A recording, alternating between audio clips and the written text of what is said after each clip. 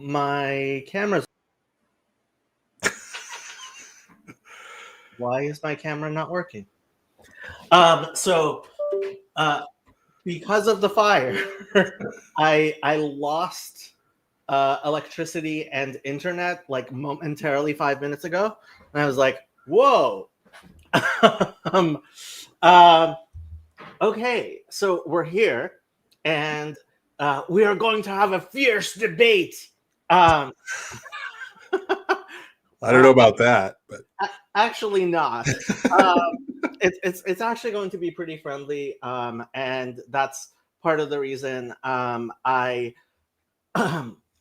pinned the link to Fountain of Comfort, because when it comes down to it, Father Stephen and the Orthodox Jewish community we have here very much agree on one thing, which is ultimately what's most important is that you do what God wants, and that includes being kind and nice to people and each other and stuff.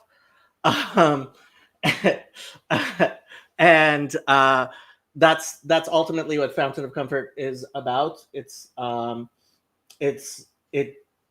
my attempt to make the stuff we do on this channel become something that's actually worthwhile in the kingdom of God, hopefully. And Yosef is actually the president of the board of directors of Fountain of Comfort, in case people did not know that.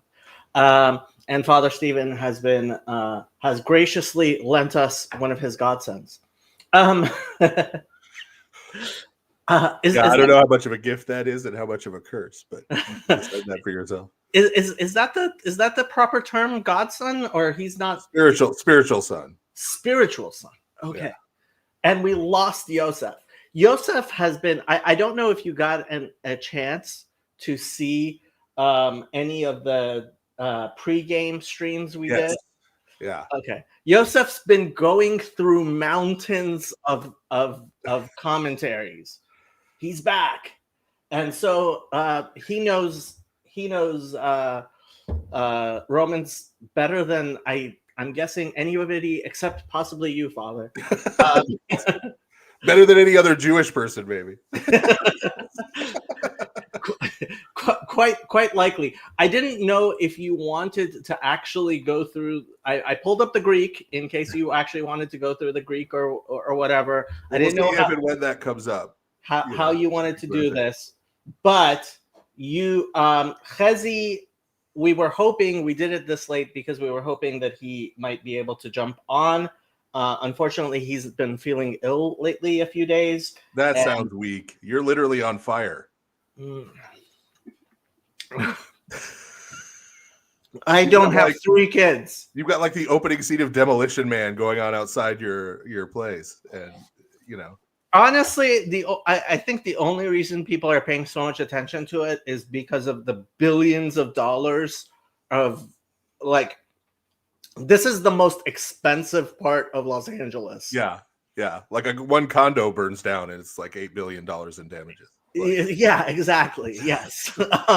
So and well, apparently the Getty Villa is fine. If the Getty Villa were to burn down, that would be yeah. Although most of the stuff has been moved up to the Getty Museum now, which is artifacts. Yeah, which is way above the fire. Honestly, it hasn't been that bad, except well, we could use the winds to stop. It's been very windy, and that does not help. But and this is when you're supposed to have mudslides, not when you're supposed to have fires. Well, for that you would need rain. This is when you watch Barbara Streisand's house slide down the cliff, not when you watch it burn down. Yeah. But we haven't. Has it rained this year? No, I don't think it has. No. Yeah. I have Trey here because he's a refugee from the fires. Literally, his parents got evacuated. Oh. Yeah. Okay, so Father Stephen, how did you? Oh, and I made this handy dandy possibilities sheet. I don't know if you saw it. Of the Paul of Tarsus possibilities. From 1 to 7. I'm somewhere between 1 and 2.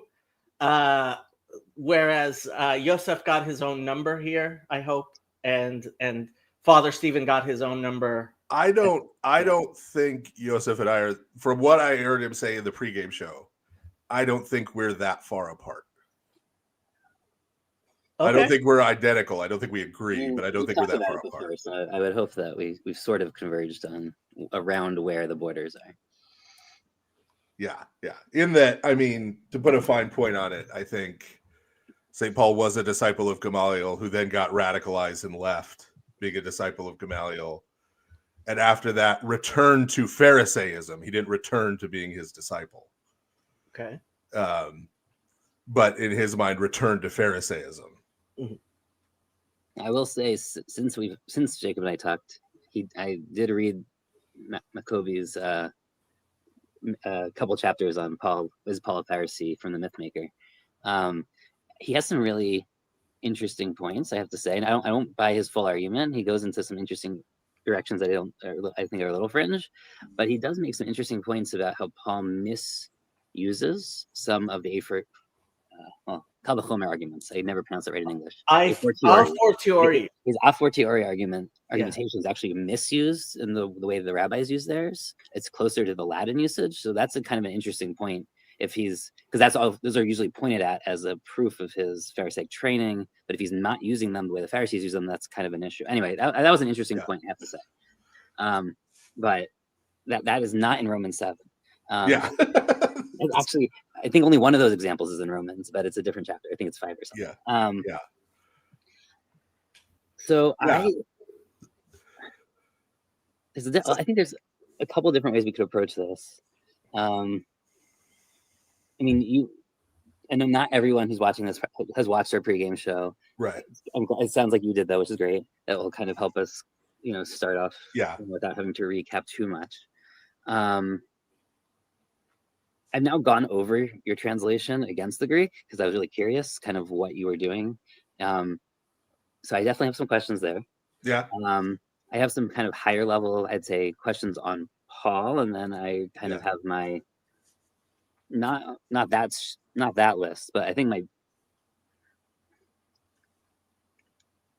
I don't know where to start, because so you heard in the pregame. I think let's start here, maybe, if Jacob doesn't mind me kind of kicking this off a little.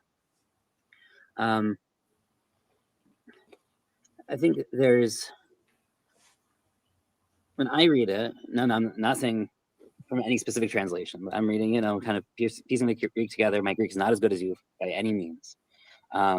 But when I read it, I can see this argument that I've seen in a bunch of other sources, and Christian sources, right? And across a couple of different traditions, that he's potentially using the Yetzer Hatov, Yetzer Hara as the framing, right? So the inclinations in Greek, in for instance, the Apocrypha, they usually call the diaboulion.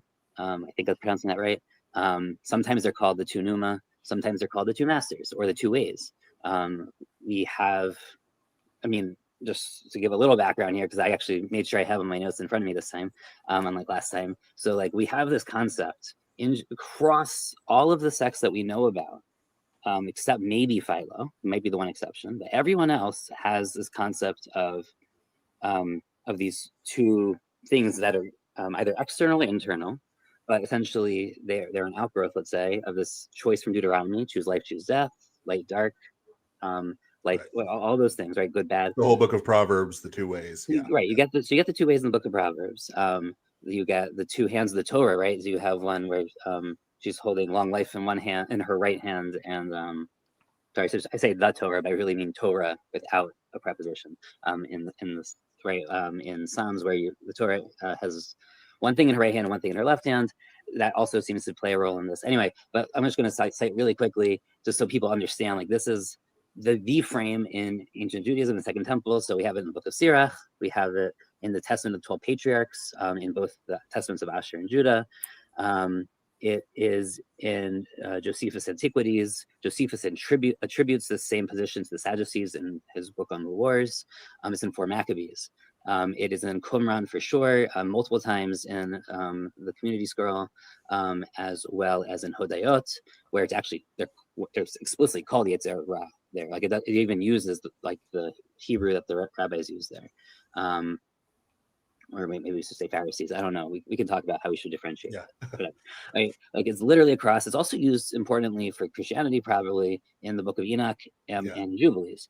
Right. So it's definitely in the Enochic strains, not just in other things. And then it's I know it's not in your canon, but it's in the epistle to Barnabas actually explicitly. Yeah. It's in the Didache too explicitly. And they did that, and it's the beginning. It's the first line of the Didache. Yeah. Literally the first line of the Didache. So those are both part of what we call the Apostolic Fathers. Yeah. It's also much later, but interestingly, he reads it this way in John of Damascus. Yeah. So like this position that you have this Yetzer Tov Yetzer Ra. Now I've read some mostly Reformed commentaries. I know Jordan B. Cooper has a whole thing. Like he very, very briefly tries to dismiss this argument, but he doesn't really engage it properly. In his one video I found in Romans 7, maybe he addresses it somewhere else. I don't know his corpus as well. But one of the things that comes up a lot is like in a lot of these sources, it's basically presented as you have total freedom between these two poles, and you will choose life or death. And like you as the human being, like the Jews are presented as believing this really strong like freedom of choice, and you will, and that's it. Like that's kind of an open thing. But they're actually, if you look at the nuances, it's not really what they say, right? So there's 2 kind of main positions that stem off of, well, 3 if I count Christianity. I should count all 3, but they're all interconnected to each other. Within the rabbinic corpus, and I would like to treat it ahistorically for now. If we want to get into like layers, and we can, but for now, just treat it ahistorically. Sure. All of the sources I'm going to bring are Jerusalem Talmud or earlier, so they're all at least no later than really like mid-3rd century. So like we're not talking about like developments in the Babylonian Talmud or anything like that, or Midrash. I'm just going to use earlier sources, where there's certainly an idea that you have this choice, and that the evil inclination is very, very strong. It is in fact stronger, perhaps in some of these sources, than the good inclination. It's not an even battle, and you need 2 things to help you kind of overcome it. One is studying and practicing Torah, right? Not surprising. Obviously Paul's going to talk on that theme a lot, Right? And you need God's help. You need his help to support you in that battle, Right? Now, that's kind of there might be sources, like I'd say possibly Sirach for Maccabees, Wisdom of Solomon, where it really is an even battle. They're seen as even. They're not really like one stronger than the other. Yeah. The rabbinic sources are not quite as evenly matched, but they're nowhere near as dark, I would say, and unbalanced as the some of the sources out of Qumran. Qumran really sees the world as completely fallen, right? And that the children of darkness are stronger, and both eschatologically, but also in the life of man, you need God, and only God can defeat the Yetzer Hara for you. And he does that basically by you submitting to the community and to the authority structure, the righteous teacher, and the teachings of the light. And it's very, very similar to Paul. I'm going to suggest, because to me, Paul seems closest to that view. He's potentially even darker or more pessimistic than that view on man's nature to combat evil, or his evil inclination, but he's closest to that view. That, like, so everything about Jesus, he seems, right, we've talked about him before, as seems to be trained much more rabbinically, pharisaically. He's certainly engaging in the right modes, not just like Paul seemingly to be in the right modes, but he actually is using the right types of logic for like rabbinic argumentation, like all that stuff, and language.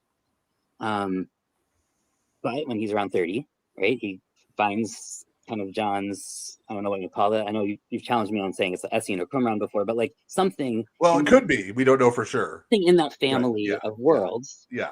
Right? Something in that family of something Essene-like or Qumran-like And so he has this Pharisaism, and then he kind of turns to this Essene, whatever, set of beliefs and structures.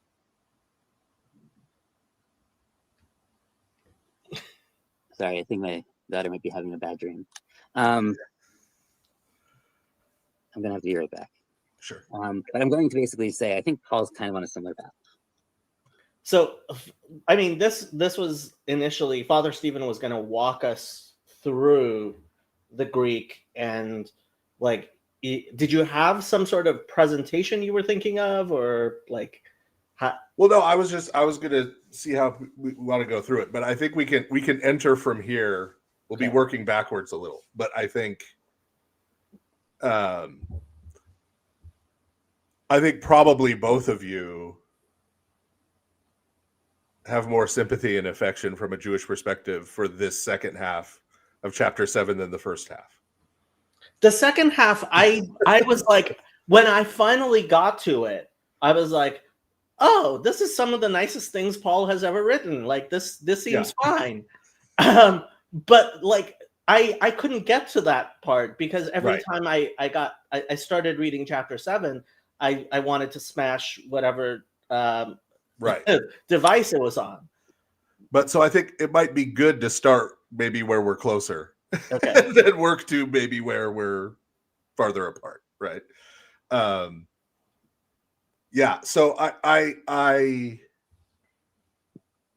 agree, but I want to give some context in terms of what Joseph was saying about what St. Paul's doing here, because I do think that inclination is what he's talking about. And I do think he even has the idea that the Torah and God's help are what you need. But I think he's framing God's help in this case in a very particular way. And he's doing it because of why he's addressing this topic. As in, what is the broader question he's trying to answer here? And so my reading of Romans is highly influenced really by two church fathers. One is St. Cyril of Alexandria, and one is St. John Chrysostom. And St. Cyril of Alexandria is primarily influential on me because he reads the book of Romans historically. So like the Lutheran read of Romans is very individualistic. And it's talking about, how does an individual person like find salvation? Right. Whereas St. Cyril argues that most of St. Paul's argument is based really in the history of Israel and the historical experience of Israel, and then moves from there to a person's participation in that history. Right. But that there's that historical sweep. And then very particular to this part of Romans, St. John Chrysostom, who's preaching, right? We've got sermons from him, right? So he's preaching this to people. And the way he applies it is his overarching theme is that St. Paul is arguing that the Holy Spirit, the Spirit of God, coming to dwell in a person is what empowers them to keep the Torah. Right. And so that's part of this God's help in a very particular sense, right? You're muted. Yes. Sorry. Very good. But what do we mean by to keep the Torah? Right. That is the big question here. Right. Also, before can I just ask one question here? This is a translational question. Most of the time in this text, in Romans 7 at least, not Romans, but in Romans 7, it almost never has the direct object preposition, right? It almost never has the law. Right? Right. All the translations put the in. It says nomos. It doesn't say right. And he clearly uses nomos in many, many, many ways. Right. I translate it different ways in Romans 7. Now, Romans 7, you tend to use the Torah, I've noticed. It's very tend to. Much more in this places where I've seen suggestions of where and how to map nomos in it, you seem to be by far the most liberal in using the Torah as the translation of law throughout this.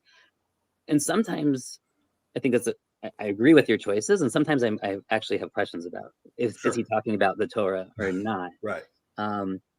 Right off the bat, the very first sentence, in fact, I think is a really good example. Yeah. Because not whether they know the Torah, but aren't you aware that the Torah governs a person during the time they're alive? Like, just as an example, and I'll let you go back to what you were saying about John Chrysostom. I just want to like. Well, I can address that real quickly. So, the Greek article doesn't work like the Hebrew article. The Hebrew has a really strong definite article. So does Aramaic. Mm-hmm. Right. But classical Greek, so you go back to Homer, there's no article at all. There's no definite article and no indefinite article. Still to this day, in modern contemporary Greek, there is no indefinite article. If you want, the way you say something, if you want to make it indefinite, is you use is, which means one. So you say, like, I got one coffee. You don't say I got a coffee, right? As opposed to the coffee, right? But at this point in development, basically what the article is doing is it is a demonstrative pronoun. So it means this or this same. And that causes it to be used in really weird, counterintuitive ways, especially for a Hebrew speaker, like in the Gospels, where it'll be used before a proper name. Mm-hmm. So it'll be like the Jesus, and you're like, but it's being used to give continuity. So when it's being used before a name, for example, you've had a shift in the narrative and it's wanting to say this same Jesus or this same Joseph, who we were just talking about. Because, of course, there's multiple people with those names. Mm-hmm. And in fact, in some parts of the narrative in the Gospels and even in Acts in a couple places, I think it's being used kind of the way a vav consecutive is being used in Hebrew. Like they're just throwing it in there to like indicate continuous narrative. Like it's not even being used in a correct Greek way. Like, but that's tricky because the vav consecutive can change your tense, right? So yeah. And I have a whole question about a binyan later for you. So yeah.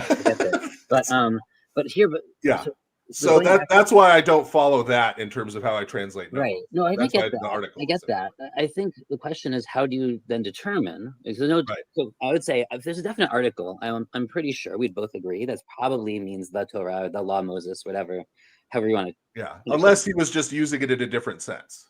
Right. Then he could mean this principle that I was just talking about. Right. Yeah. But here, for instance, so are like his first line, are you not, or maybe the second verse, right? Are you not aware that the Torah governs a person during the time they're alive? Yeah. One says it's nomos, but the idea that the Torah governs a person while the time they're alive is not.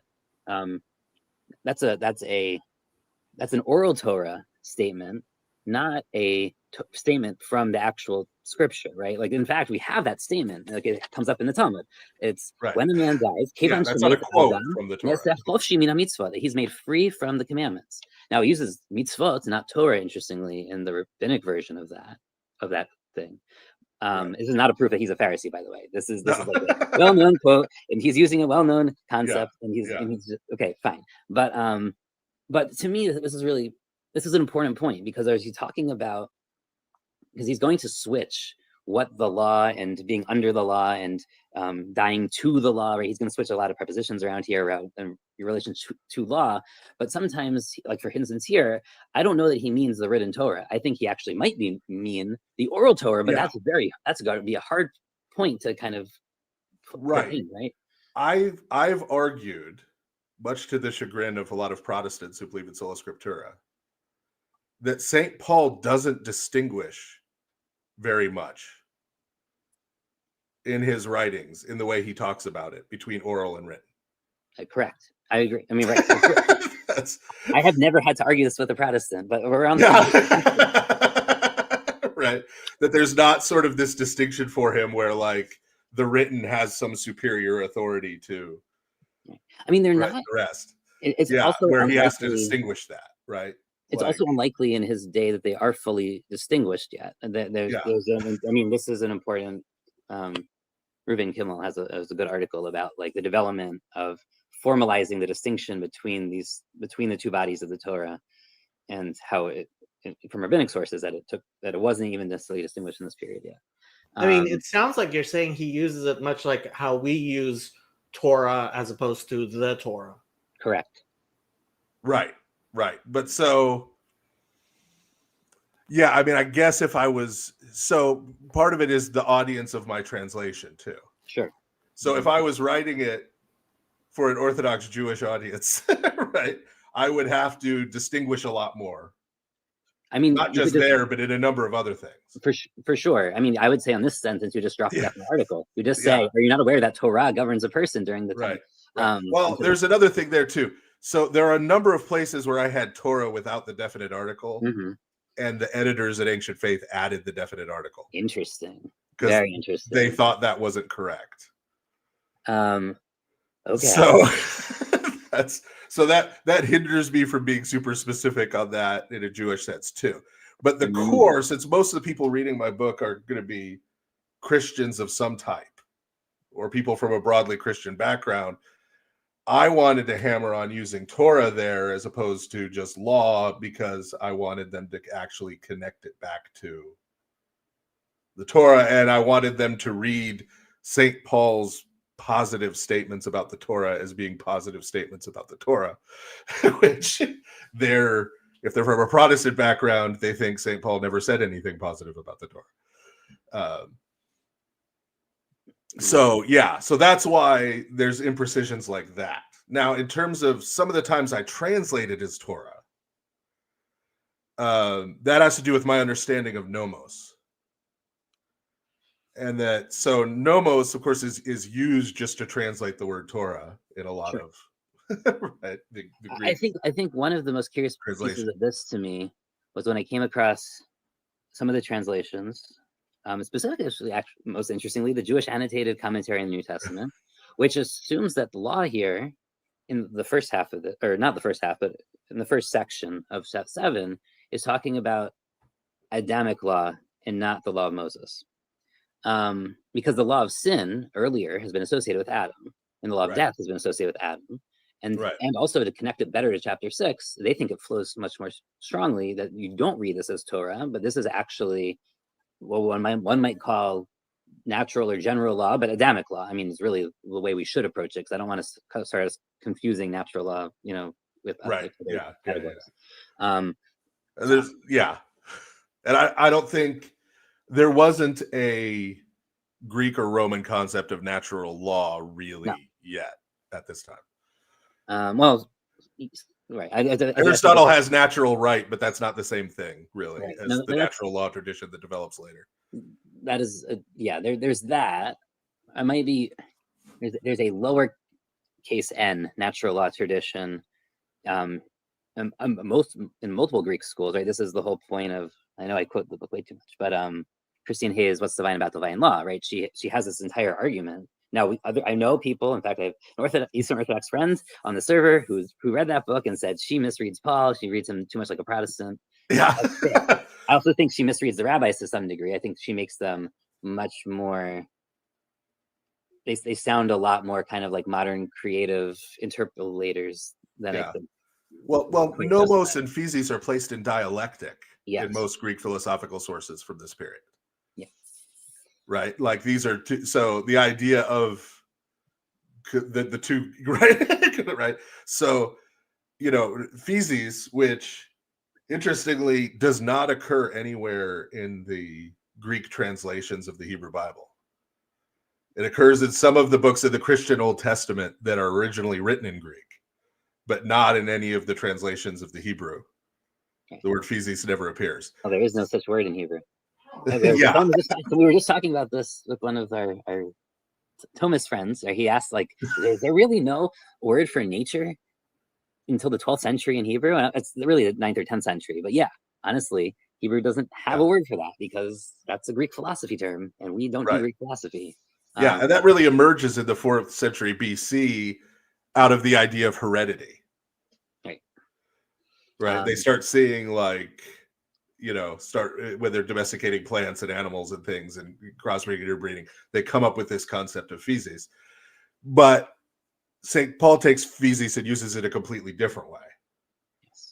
Because for Greek philosophy, physis is individual. You have the nature of a person, right? This person's nature is, like for Aristotle, to be a slave or to be a philosopher or to be Whereas St. Paul's going to talk about all humans having the same nature because they're descended from one man, right? Yeah. Which is a different thing. Those But are- then those are nomos, yeah, strong resonances, right, with Epictetus, right? So there's Stoic philosophy around the same time as Paul that is doing the same thing. There's a whole question of whether Epictetus is slightly later, based at least on the current academic, like and influenced by St. Paul. Or there's a whole question of whether he was influenced or whether they're kind of drawing from similar something. Their Greek is similar too. Their Greek is very similar. There's also one thing, even if whether we buy this is about Adamic versus Mosaic law, kind of thing. The other thing that I really appreciated the Jewish annotated commentary was how many parallels to Philo Paul is using here in this chapter, which I never would have, I don't know Philo's Greek. I mean, I read him many years ago, but to actually notice, hey, he's using the same phrases on a lot of stuff. And the idea that Philo's in the back of his head and influencing his language is something that is also probably, Philo does not use feces. It's not an expert area for me. I don't think he uses feces this way. No. He's also coming less from the Aristotelian traditions anyway. He's Platonic. So, and he's writing in a different Greek, frankly, but well, that's a whole other, yeah. But yeah, so nomos is, I think, a good translation of Torah. But could it also mean mitzvot and halacha? He doesn't differentiate, right? Right. And so it can refer to commandments or a body of commandments or a specific commandment, right? I know he has a different word he likes for commandments sometimes. Yes. Entolis. Yeah. Okay. So nomos, because that refers to a whole culture, a whole way of being in the world, like all these things that religion, cult, all these things we've separated out are all included in nomos. And so for him, the Torah is the nomos of the Jewish people. Yep. So whenever I understand him to be talking about the nomos of the Jewish people, when he uses nomos and I take him to be referring to the nomos of the Jewish people, I translate it Torah. Right? And when I think he's using it in some other way, I translate it differently. So I have to ask you about, are we saying that the Torah is sinful, right? That's how you translate. Yes. But to me, in the Greek are we saying that the good brings death, right? Or something like of that, is there death from good? It does not use nomos there. I was really curious about this translation. Yeah. Or translational choice, I would say. Yeah, because I think that the good thing he's referring to there is the Torah, or is Torah, right? So let me back up a couple steps. Yeah, okay. In terms of what the question is, I think, and this is why I brought up St. John Chrysostom. I'll wait till you get back.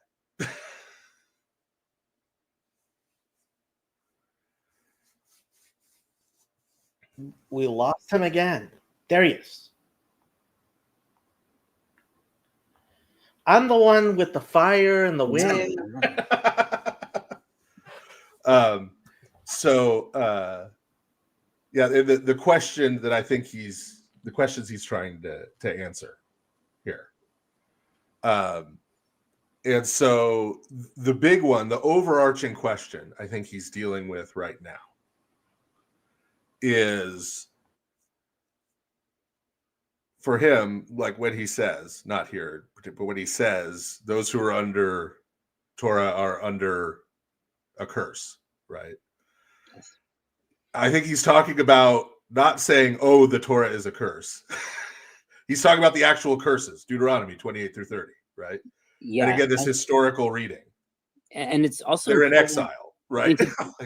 And that picks up on something important, right? Which is earlier in Romans, he said, without the Torah, he didn't say there wouldn't be sin. In fact, he said that there's sin without law. He's established that already. People die to sin without law. Yeah. Well established earlier.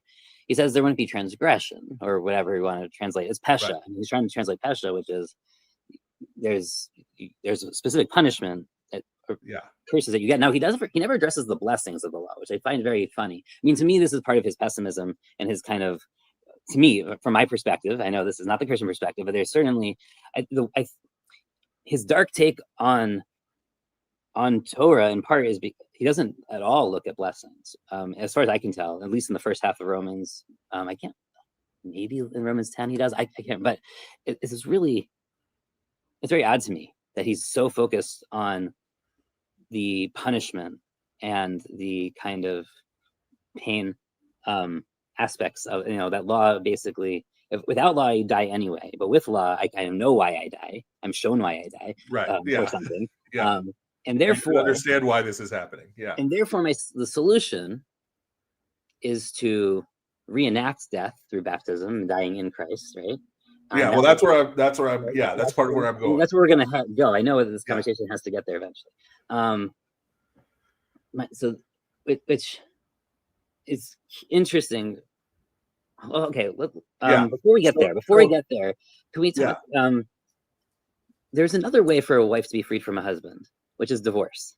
So I gotta get there. I gotta build to there, right? Yeah. So we have to talk about that, right? We will get there. Okay. But so again, this is part of that historical reading, like St. Cyril uses.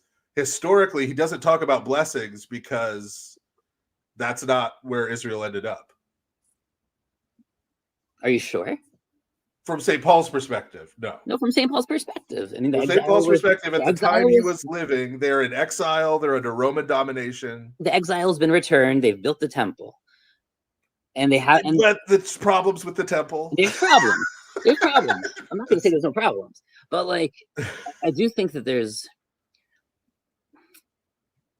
Yeah, let's get into kind of the politics of Paul in a way that probably might derail us. But the Pharisees at the time saw that there was still a problem. There's still a problem. Yes, the problems are getting worse. Yeah. They didn't have as pessimistic a view as Qumran, but there was definitely a problem, or a list of problems. The whole priesthood was corrupt. The temple had its problems, right?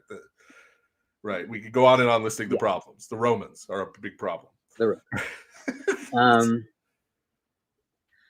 Okay, so where should we go back to? We skipped through a lot here. Right. So St. Paul is trying to say, okay, this is where we are. From his perspective, this is where we are. We're under the curses of the Torah. How do we get out of this scenario? Right? How do we get out of this scenario? And so the next piece is he's looking at the idea of the new covenant. Yes, Jeremiah 31. Yeah. But not just there, but Jeremiah 31, Locus Classicus, I mean, it's underlying this entire section. Right. There's no question. And so there's how do you have a new covenant if the original is Berit Olam, right? Like if it's an eternal covenant, how do you have a new one? Right?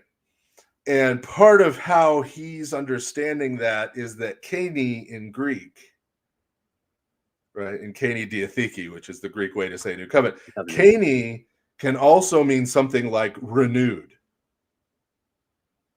or refreshed. It doesn't have to mean new as in all new, all different, right?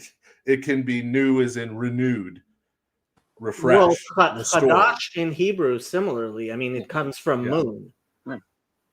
So he understands that there's this covenant renewal, and for him, the pivotal person in that is the Messiah, who he believes is Jesus of Nazareth. And his claim, I know you read at least part of my book, so you may have read this in my book, but most of the people watching this probably haven't read my book. So his claim, I kind of divide his claim to Jesus being the Messiah into the idea that Jesus embodied Torah in a unique way. He embodied Israel in a unique way, and he embodied the God of Israel in a unique way in his experience and in his life. And for this situation, it's him embodying Israel is the important part. So he understands that in the way that Israel has metaphorically died in the exile. So Ezekiel, the dry bones, right? Israel is dead, but now the resurrection is going to come, right? He sees Jesus as the Messiah, as embodying Israel and dying and then being resurrected and Jesus being resurrected is the beginning of the resurrection of Israel, which is the beginning of the general resurrection. And so for him, baptism is a person joining Jesus in his death and in his resurrection, and therefore getting this new beginning or new start to start again with the Torah. This time, based on the new covenant passages, with the Spirit of God now indwelling them and empowering them, so that this time won't just be a repeat of the last time.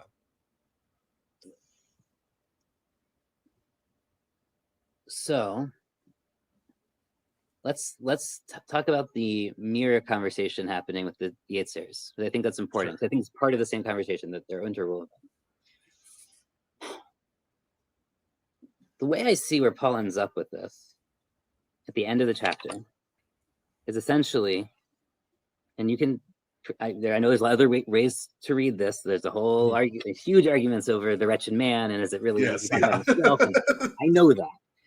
I think, though, at least the way you've translated it, I think he does seem to be talking about himself still in the time that now but not yet, right? Yeah. And at the end of the chapter, he basically is at this point where he now, I would say, he has a fighting chance. His two Yetzers, he is free enough from the Yetzer Hara that he, with belief in Jesus' help, with the Spirit of God. With the Spirit of God. Yeah. Well, that is with the Spirit of God, he has this funny. It's like he's where is it? It's like, thank God to you have I was set free by Jesus the Messiah, but the Greek I think has the word through there. I set free through Jesus. Prepositions could go lots of different ways. So we can argue the preposition maybe, but either way, I mean, maybe I should prefer your reading for various polemical reasons. I hear that.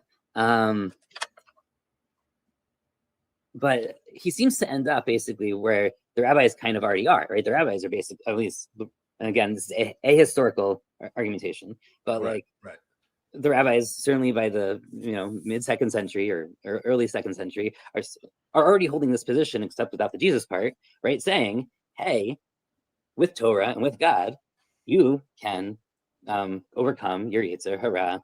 Obviously, that's God has to help you a lot. Like, that's not you, but you have to do something. Like, you're not totally free from engaging in the work, right? But you cultivate it. You cultivate your Yetzer Hara Tov through doing the commandments and through trusting God. Faith, trust. We could talk all about the different terms. Faithfulness, all that stuff. Yeah.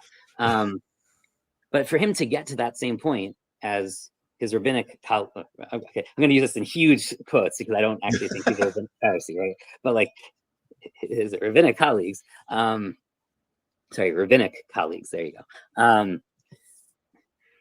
For him to get to that point, because I think this is probably a difference in how he understands why the Torah was given and its end from them. So for him to get to that same end point, he has to basically reprocess his sources in a very different way.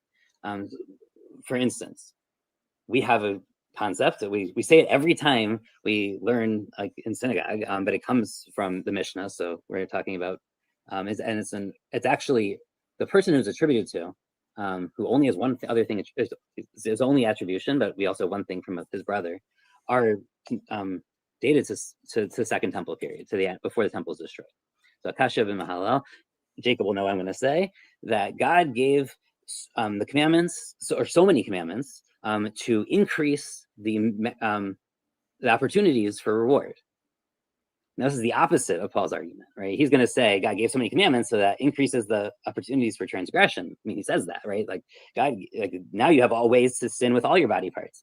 Now, it's not shocking in some ways that the the rabbis map. I mean, in the count of the traditional idea of 613 commandments, there's 248 corresponding to all the members of the body, the melos, right? Literally the words that he uses in Greek are used in Hebrew, but instead of seeing them, these are positive commandments. So these are not commandments you're punished for, by the way. Positive commandments, you're only punished for 2 positive commandments.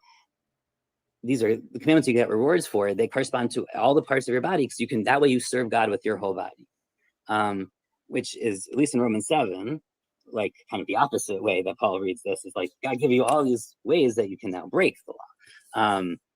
It's the same kind of reverse idea. But like, here's what I told Jacob. Like, I could read Paul as I did with the Yetzer Hatov Yetzer on the pregame. I can read him. I can steel man him, basically. And I know some people read that as I was defending him. I could steel man Paul, and I still think he's wrong, because I mean, in this sense of, obviously we're talking about different frames here, but I still think he's wrong, because I don't think I'm going to convert you tonight. So that's no, not you're what not. I'm not trying to get you to think he's right. But even when I try to steel man him, right? And I say, okay, so let's say I ignore the logic of the married woman, problems, maybe if there's problems there, which I think there are. I agree with Jacob on that. I know there's lots of attempts to try to sort some of that stuff out. I do think he's talking about the death to, the Yetzer Hara basically dying, and then that frees you essentially, in a way, by you dying. This is where it gets all confusing. You die, the flesh dies, all the things die. Somehow that lets you at least have a fighting chance with your Yetzer Tov and Yetzer Hara. Okay, even if I try to get through all that, he's still, his idea that the Torah basically this whole time, I mean, and you're saying this is historical, but the fact he doesn't talk about the blessings, he only talks about the ways to transgress. That he's so focused on this very kind of pessimistic anthropology, that's the word, pessimistic anthropology, where the only way you can get out, and the whole, right, and maybe I'm wrong, and this gets into why does he believe the Jews were given the Torah? I think is a really big and important point. What's the purpose of the Torah? Why is Abraham given the Torah? I know, Jacob, I know. But think of, like, chapter 4 Romans is where this matters, right? Because he talks about Abraham and the whole faith. He said, but then he says something along the lines of, you don't think he was given the Torah to actually like do these works. That's not why he was entrusted with it, which seems, I mean, that's the translation. Okay, you can I haven't seen your translation before. Hold on. I just want to make one thing explicit. Yeah. Like, you guys are talking about the trees, and I don't even know what forest you're in, because when Paul says, right, that there's no Torah for the Gentiles, like, I'm like, what are you even talking about? No, he doesn't say there's no Torah for the Gentiles. Like in chapter 2, he says that there are Gentiles out there who, without knowing Torah, they don't know Torah, they're Gentiles, they never heard of it, right? Do the things that the Torah requires of them, right, as Gentiles. Okay, yeah. Right, so you're Roman citizen who's married to one wife and is faithful to her and doesn't kill anybody and doesn't commit murder and keeps the idolatry fairly low key for a Roman, and right, whatever. That person, right, is serving as a Torah for themselves, is sort of the phrase he uses, right? Meaning, if you take Torah to mean something like teaching, they're sort of self-taught, and then he explains that by being their conscience is bearing witness to them. I mean, here's where I'd probably, and he expands on that in Romans 10. A lowercase n natural law concept, where someone comes to the right conclusions about how one should live their life. Now, he's not going to say that's going to be, I wouldn't call that Torah. I mean, I think he's using it. I think he's using nomos there in a different sense. Well, I think he's using it metaphorically, because in Romans 2, he's using it. His argument in Romans 2 is he's talking to the Jewish Christians, because he spends most of chapter 1 talking about how horrific the life was of the Gentile Christians before they became Christians. All their idolatry and sexual immorality, and laying all this out. I think his goal in the whole letter is reconciling Jewish and non-Jewish Christians together, trying to keep them together in one body. And so then when he turns to Jewish Christians, he says, hey, look, you had the Torah and you didn't keep it, so you can't gloat, you know. And he's saying there, in fact, some of these Gentiles who didn't have the Torah did a better job of doing what the Torah required of them than you did of doing what the Torah required of you. So you don't have any reason to gloat over them. So that's why I translated Torah there, is I think he's talking to Jewish people and sort of saying, like, he's talking about their relationship with the Torah. Yeah, but what's in chapter 7 here? Yeah, chapter 7. I know he starts saying, to those of you who know the Torah, or not Torah, sorry, I really should say Torah without the. Yeah, no those Torah. Of you yeah. who know Jewish concepts and principles. Yeah. Yes, Yosef is a whole level above the rest of us. We've noticed. That's why he's here. I'm having a good time, though. So I mean, yeah, this is a great conversation. I hope other people are enjoying this, but I'm having a great time. This is the point, I think, of whether he's talking about Adam or Moses. Because are we talking about Torah in like a larger, general, metaphoric, whatever sense, or do we really mean Torah Moshe, like the Torah of Moses? Because this whole comparison of death and all these things that are going on here, if this is what it seems to me, right, is that you are on just like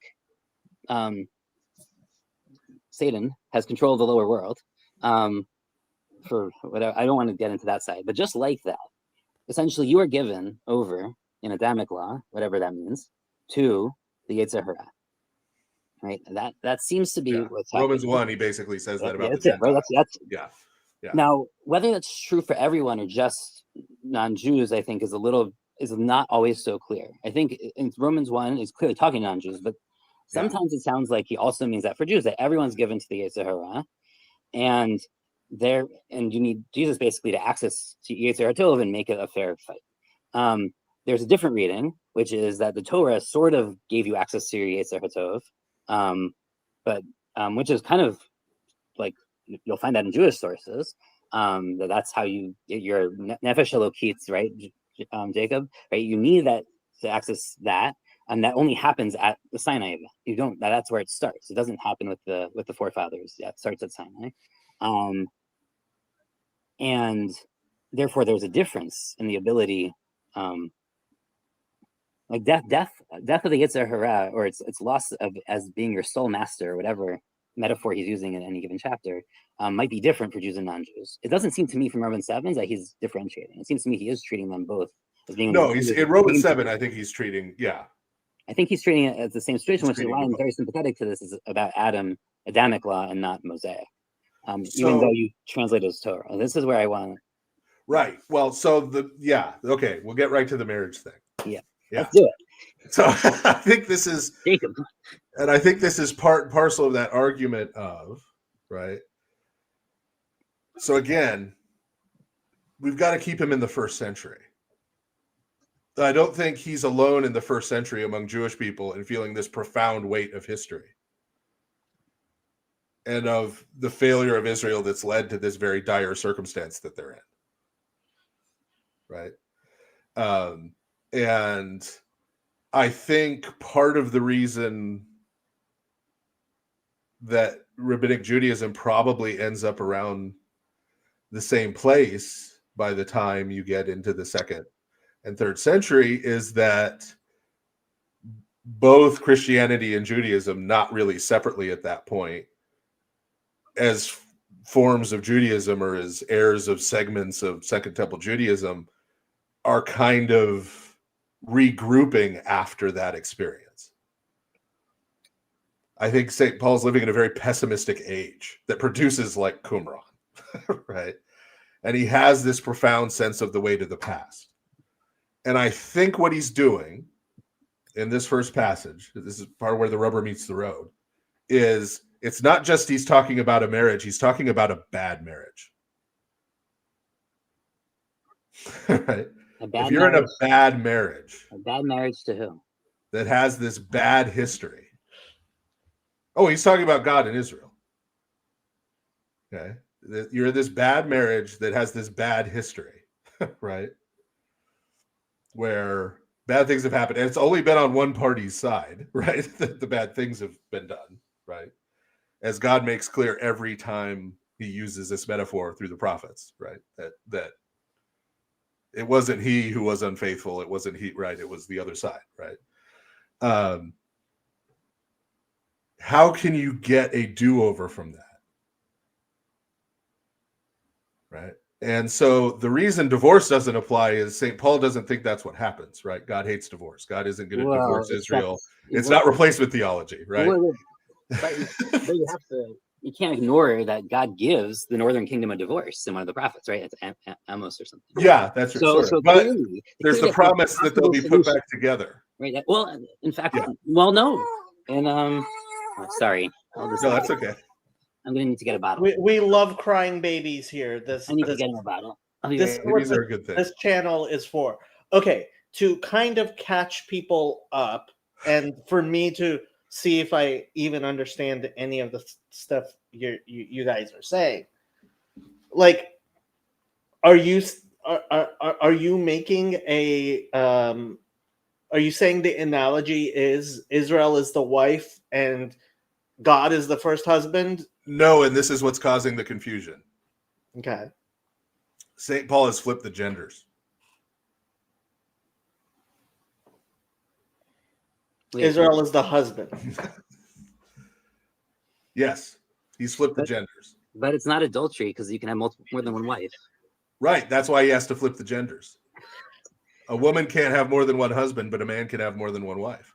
In fact, one of the times when God uses that metaphor, he refers to the northern kingdom and the southern kingdom as two wives. Yes. Right? So he couldn't use that metaphor. He couldn't say a husband can only have one wife until she dies, right? Under the Torah. Correct.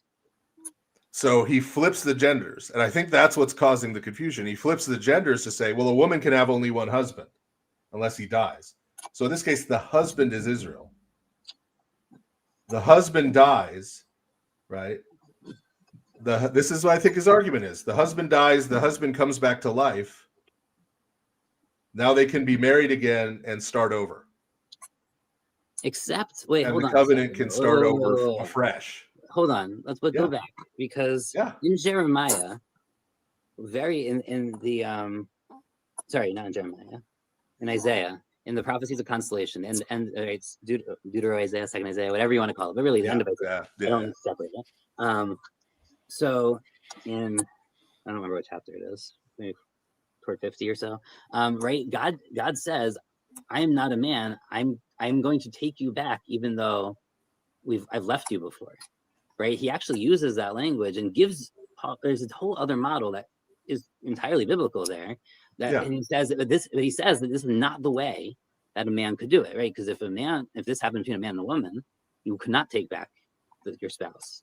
But I am not a man, and I do, and I will take you back despite you having cheated on me, right?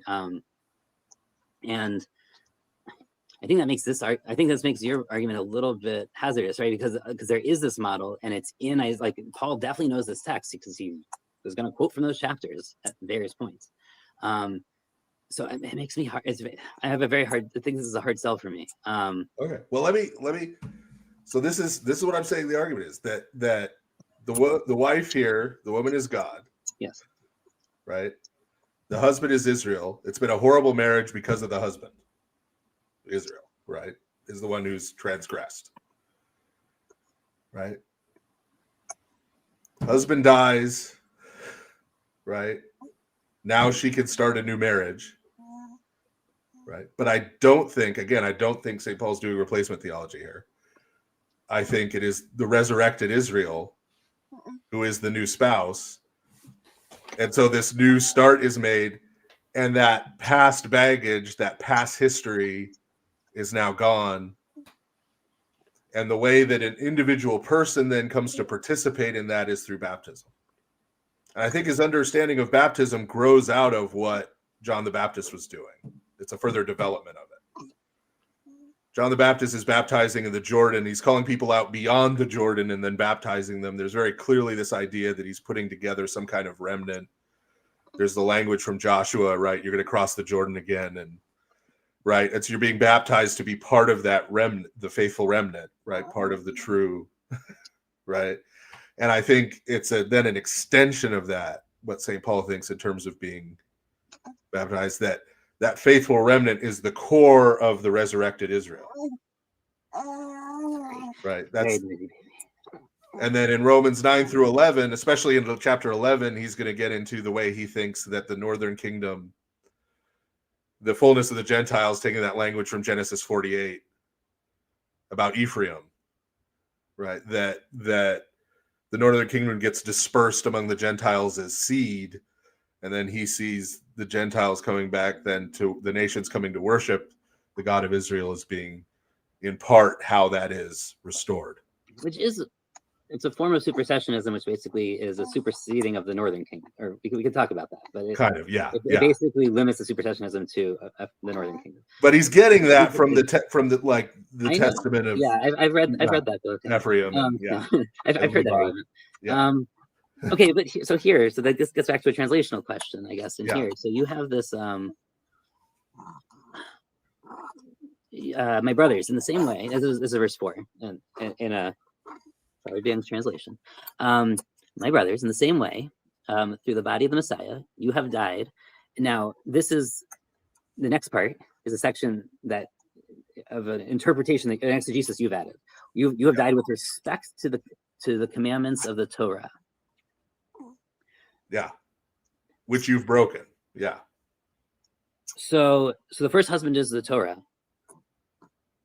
The first husband is you, and you've died with respect to. That's the commandments that are the transgressions you've committed.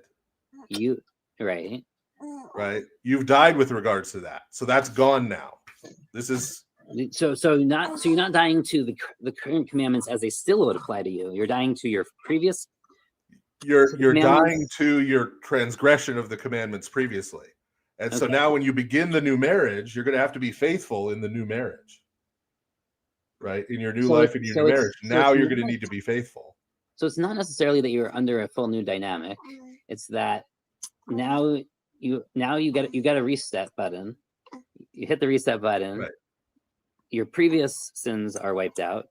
Now you got to keep the Torah. This is where I think the translation could be a little clearer, because if it said with respect to your previous transgressions under the commandments or something, that could have helped.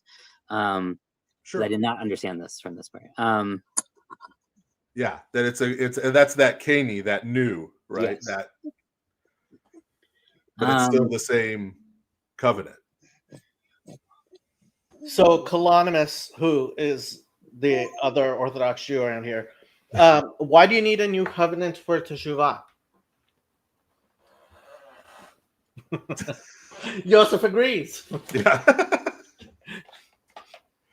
Well, like I said, I think St. Paul, when he's writing this, is in this very pessimistic period where things seem very dire. Does he think that Teshuvah would no longer work? That they're in a situation kind of like you have it in the first half of Ezekiel, where like there's no point in preaching repentance because it's too late? Yeah, it's dry bones. Right? Prophesy to these dry bones. Can you say to them, live? Right? It does bring the question of, I mean, I know Jacob brings this up a lot, but Jeremiah 31:34, which is the next line, right? Yeah. Which is that you no longer have to teach any of this stuff because they'll just know it. Now, the way I would read Jeremiah 31 is very different from Paul, right? I think that this is probably the standard. I don't want to presume, because I don't remember the last time I read the Mefarshim on this, the Jewish exegetes, but I'm pretty sure that the standard line is that this brit is that you no longer have a Yetzer Hara that's operable. But the brit is your Yetzer HaTov is the only thing that's working, and that is kind of the inverse situation that Paul's going from, right? Paul's going from the Yetzer Hara is in charge of your body, and now in the new covenant, I have a now but not yet battle between my Yetzer Hara and Yetzer HaTov, where I'm guaranteed kind of something because I'm Christian and I have these beliefs. Like I'm guaranteed ultimate victory, I guess, though maybe not until death or eschaton or whatever it is. which Well, it would be until the general resurrection. Yeah. Which is I think the opposite of the rabbinic reading of this passage, which is we have this active battle choice between Yetzer Hara and Yetzer Tov. It's not doomed. We have this battle but when we get this new covenant of the heart, it's really the same covenant, but this time, we will always choose the Yetzer Tov in that. Like the Yetzer Hara has been crucified, or in the rabbinic text they use the word slaughtered, actually, like a sacrifice. Like they call it a korban, as zevach shlamim, so it's a peace offering. But it seems it's a very different position to try to read this text, and I think this is why it's. I mean, as you said, like you're not going to convert each other here. No. Because we're coming at it from very, very different places. I still. Right. My goal is just to explain what I think he's saying, and to argue that it makes some kind of sense. That's, even if you disagree with it, it makes some kind of sense, right? That's well. I mean, I have to think about your re-explanation of the analogy at the beginning there. I'm not. I sort of see what you're saying. I think there's still some weird things with objects and subjects and who's dying that is a little bit. That doesn't quite. And I think this first century pessimism thing is really important because I don't think it lasts in Judaism. No, not at all. I mean, I don't see in later Jewish sources this idea that we're living in a generation like that of Noah, right? Where God's about to destroy the earth, right? If he hadn't promised otherwise, like he's going to intervene now in some kind of radical. Even when I talk about, like when I'm talking with Jacob, and he talks about the Messiah coming, right? The way he talks about the Messiah coming and the way Christians talk about Christ returning are very different, right? Like when Christians talk about Christ returning, it's much more like the ideas in the first century of there's going to be this, the sky's going to crack open and, right? I mean, if that was your view of the Messiah coming, I don't think Jacob would be saying, well, this guy might be the Messiah, right? Like, that's, okay, but look, I mean,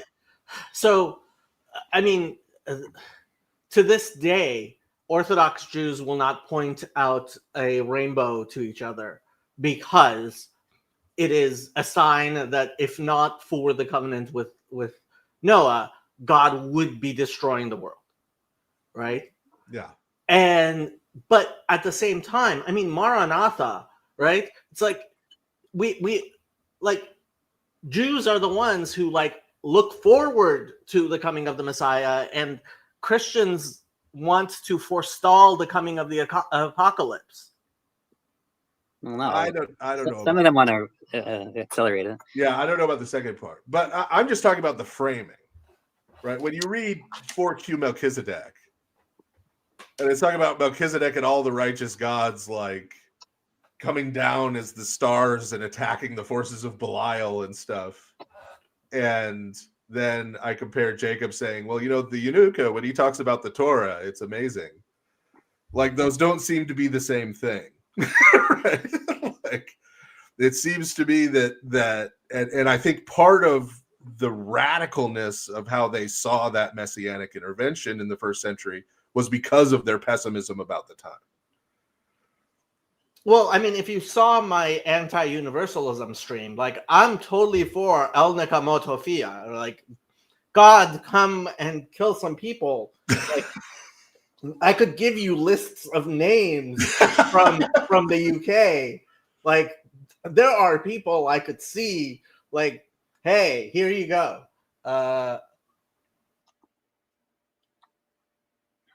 We lose him? Okay. You may have. That was your miracle from the sky there. But I think there's a similar transformation in Christianity too. Even with how we talk about it, we still talk about it with the sky cracking open and stuff. But I do wonder, you have this well, I do think the similar transformations is, I've talked to Christians about Romans before. In fact, preparing for this, like I said, like anyone has anything they want to talk about, let me, like I would love to see your favorite commentary and whatever explanation. And I know people absolutely love this book. And which I find baffling. Even though I mean, I do, because to me it's because I'm comparing it to a much more positive perspective in the first place, right? For me, he's like he needs something that like is so healing and good and positive and hopeful that the only thing that can work for Paul in that sense is Jesus, right? Like that is like the problem that he's dealing with is now. I don't know. I want to be very careful because we have the pessimism and this darkness that you're mentioning, like a lot of these sources, right, are from Qumran, from the Essenes. I don't know when I first went to check on my kids. So like I was gonna say, like I see Paul kind of, even though whatever form of Pharisee he was, I take the minimalist position. I think he does end up kind of in these more, well, at this point, Johannine, Essene, whatever esque influence circles that are much darker positions and understandings, and the only way to get out of that position, like, is something like a Jesus. So you need to have this the Messiah intervening, Messiah intervening, because that's the only real solution you've left yourself at that point. Now, the way they get there and constructing it, I think, like takes some time, and there's some development in these texts on how they get to that position. But there are still parts of this. I will say, I know you said you're just trying to explain some of. There's still parts of this chapter that I think, especially the second half. I don't know why Jacob thinks it's so good. I find a lot more trouble in the second half than the first. Fine, he has a bad analogy. He's not the best writer, in my opinion. Right? Like, okay. Like the right, without the Torah, sin is dead, right? That for instance, we could talk about, we shouldn't absolutize that statement. You mean the transgressions are dead, not really the sin, right? But to me, that statement doesn't really make sense, because he's told us that sin existed before the Torah, before the nomos, so without nomos. So like there seems to be some internal contradictions here that I don't really know how to sort still. In the second half, that I think he's going there, that the evil inclination kind of seizes upon the commandment, right? Like, do not covet, your neighbor's wife. You read that, and then you start glancing over at your neighbor's wife. What was right? The next like, I was alive once without the Torah. What's that about? What's he talking about?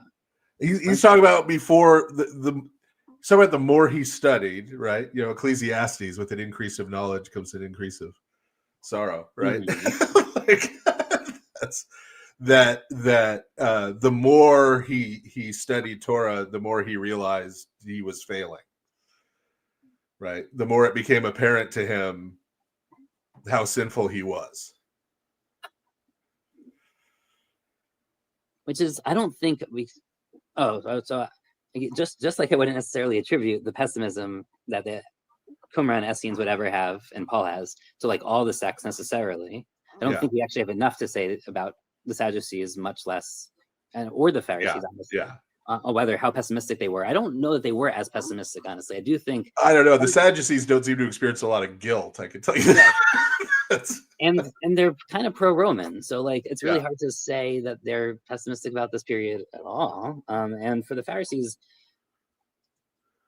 I don't know. I'm having a hard time quite seeing them as pessimistic. I think Qumran, in some ways, is drawing their identity in contrast to the general view that, because they do think that it's worse off than other people are perceiving it. They're taking much more drastic and extreme measures than anyone else is taking, because they think things are much worse than other people are perceiving. So I don't know. St. Paul's zealotry we have to take seriously too. Right, and because it was that kind of pessimistic view that radicalized people. I would say as a personality trait, I think it's still here. I think he's more extreme in both directions, both in his pessimism and his zealotry and hope. Right, he kind of is more. And this is why I asked you. I don't know if you remember this, but our last long conversation, I asked you, like, how bound do Christians have to feel to Paul's psychology and viewpoint on the world?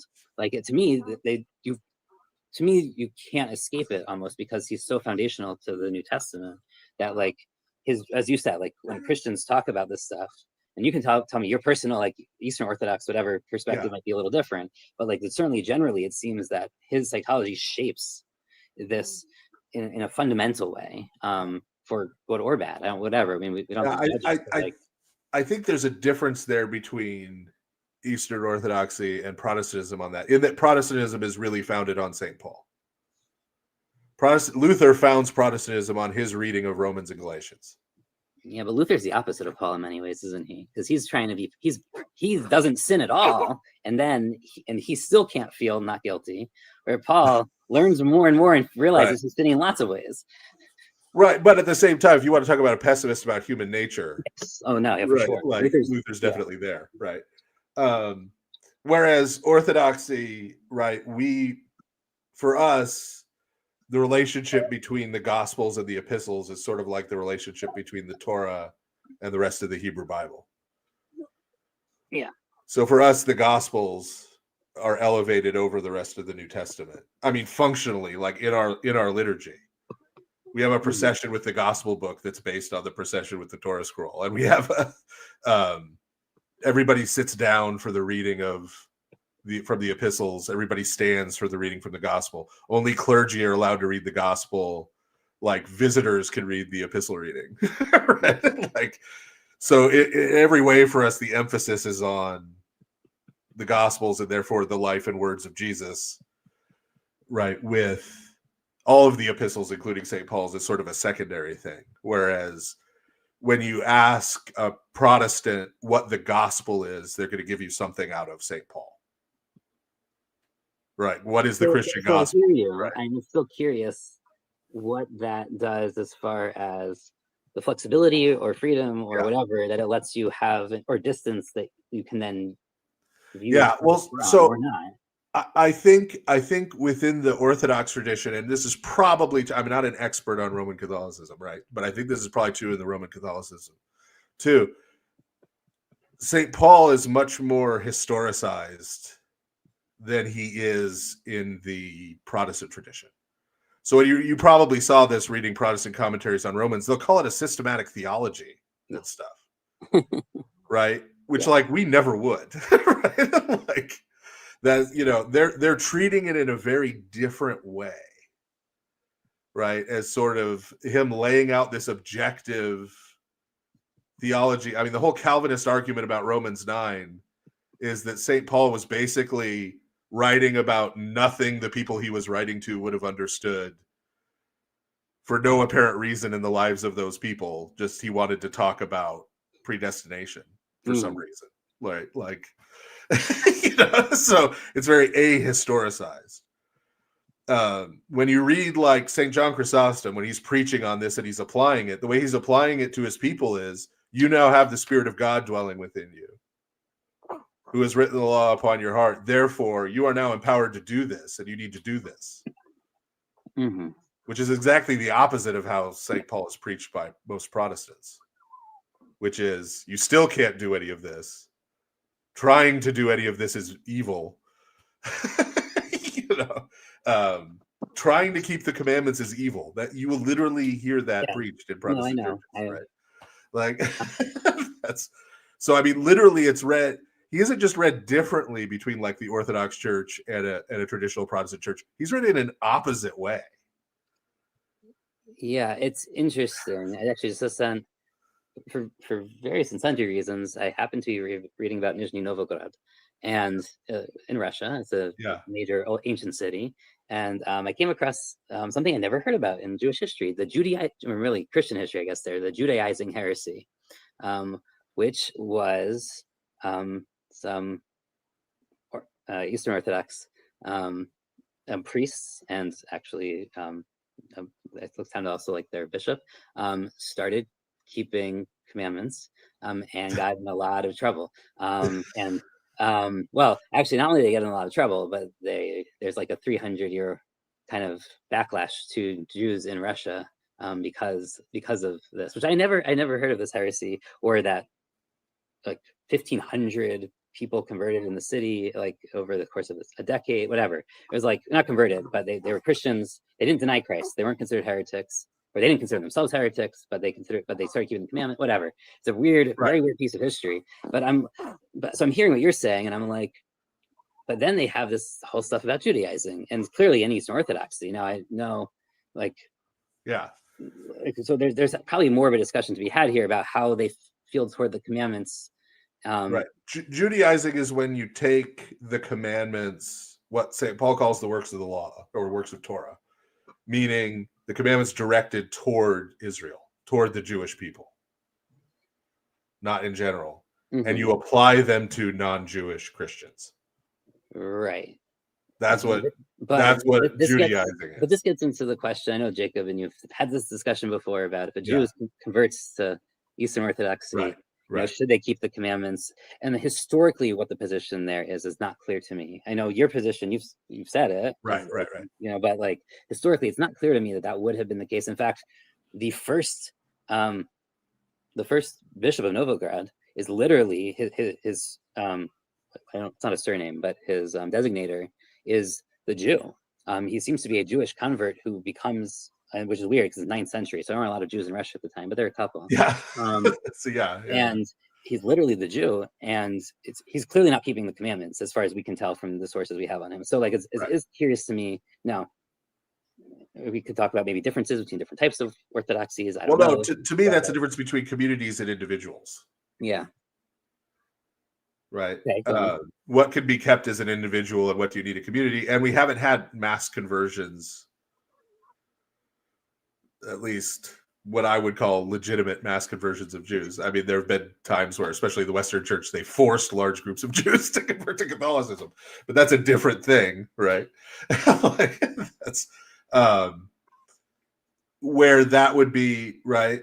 So there's one modern case that I'm aware of in early 20th century Russia, where there was what I would call a messianic synagogue that was Eastern Orthodox Jewish converts to. That was very weird, and there's probably some interesting literature on it. I've never read any of the clergy's literature on it. I've only read about it kind of as a historical oddity that this exists. Right. Yeah, I'd be interested to learn more about that too. But what year was this? It was just before World War I. It's in the book. So when Nate first was talking to me about Bulgakov, I was like, where did Bulgakov learn anything about Judaism? There's a book about Jews interacting with kind of the Russian intellectual kind of religious sphere, and like how they're people learning Kabbalah and like all these weird things. It was in this book, and it goes into the case of this very weird congregation that existed. But it's a very, I don't know. I have the book somewhere. I know Nate and I talked about it for a while, so I have the PDF. But that would be an interesting case to look at. But there are, so I mean, you look at like the Council of Florence, which was one of the times when Rome and the Orthodox Church tried to get back together, maybe potentially. Yeah. And one of the charges they leveled against us was that we were all Judaizers. On what? Because we still enforce canons that are based on ideas of ritual purity. So like we have a 40-day period after giving birth before a woman returns to church. And there are prayers that are said at that point. We do naming prayers on the 8th day. There's a bunch of things that we still do that the West had ceased doing and that they've used as Jewish. That's so one person's Judaizer is another. That's in some cases. Hey, I'm all for Judaizing. And Ethiopian Christians, you look at the Tawahedo Church, like they don't eat pork, like they don't. That's a whole lot, yeah. Yeah, they've carried over a bunch of stuff from Ethiopian Judaism. Maybe Ethiopian Christianity. It depends on what versions of the history of Ethiopian Jews we. Well, yeah. And Ethiopian Jews aren't, in all their practices, aren't the same as the rest of the Jewish world. So. Back to Romans 7. I want to talk about a very, very small point of grammar. Okay. This we may need to pull the Greek up. 7:14. It's a super famous phrase: "Sold as a slave to sin." Right? For my flesh, which have been sold as a slave to sin. Now, the Greek doesn't have the word slave. I didn't know that until I read Greek preparing for this. Yeah. There's no word Greek here. Now you have the word slave there, so I was kind of curious why. Yeah. Is it just because that's what people are used to, or like? Well, the idea of a person being sold, also, right? Like, it could be a wife. Why did it have to be a slave? You can keep the analogy strong. Well, that's true. The but I think in this case the idea, so, and it's tying it into earlier concepts in Romans Yes, I know. related to slavery, specifically debt slavery. The other thing that it's to me is such a loss, and this is one of those areas where like to me, it's like I wish Paul knew the Hebrew Masoretic text here. The word for being sold as a slave, or the phrase, not a word, it's two words in Greek, to be sold as a, or whatever, as a slave, is in the XX when it translates this, it's hitmaker. It's a reflexive. Now the Greek does not capture the reflexive. It translates the reflexive as a passive, which I find very curious. But I don't really know how generally the Greek translation treated other binanim. Greek didn't have a really good reflexive. It doesn't really. Sense. Yeah. So I know I would have had trouble with that. To me, it's too bad because it would have made it connect to Romans 1 so much better when they're selling themselves into idolatry, and it uses that language, and that language of doing things that you're captured by, basically it's not that you're sold. No one else is selling you. I think here the problem to me at the passive, it's not that God sold you into slavery or even that your Yitzhak sold you, right? Like it's you sell yourself into this. You have embedded yourself. Yeah. And this word comes up, like it's all over Deuteronomy, but it's also like King Achav, right? Which is used, right? That he sells himself to evil. Right?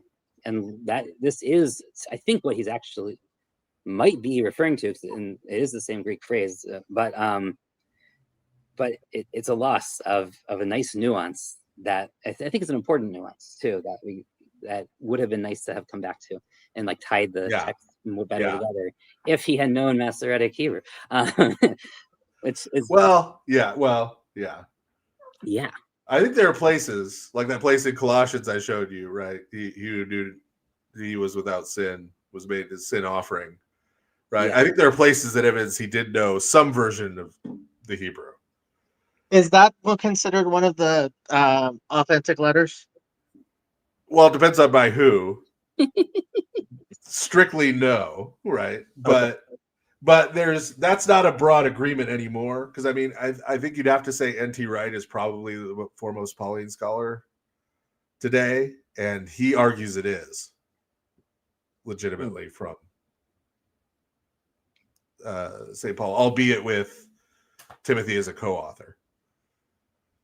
And that's part of how he explains the differences.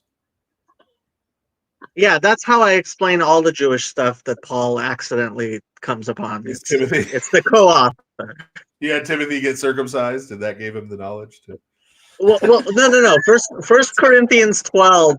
I read it. I'm like, wow, this sounds Jewish. It couldn't possibly have been Paul. And then I read 1 Corinthians 1, and I'm like, oh, he has a co-author. Okay, that explains it.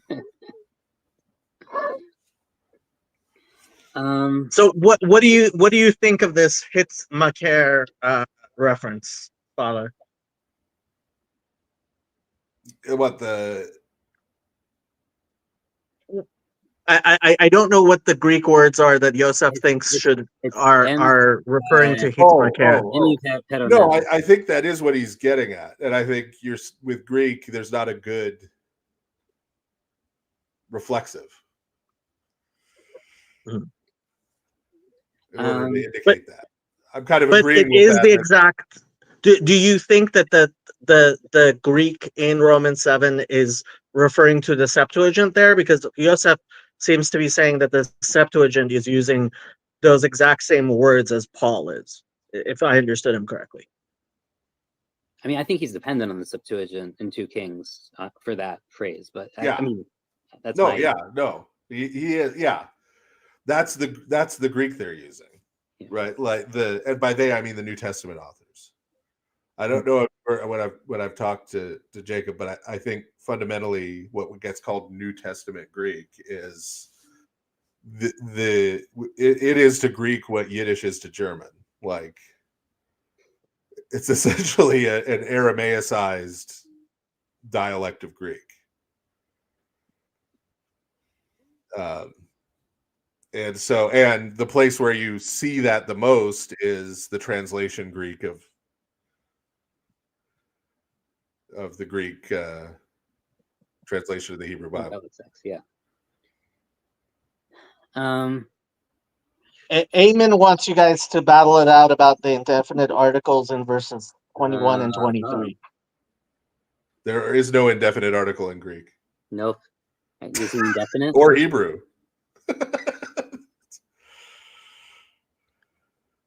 21 and 23. And that's one thing I do wish your translation had verse numbers. I kept. Well, yeah. So that's part of the purpose why I was doing it. Yeah, yeah. I wrote them in anyway, so I could just follow these types of discussions. That's okay. I don't know. So he means that Torah showed me how to desire what is good. Is that what he means? Yes. Yeah. Well, I mean, this idea that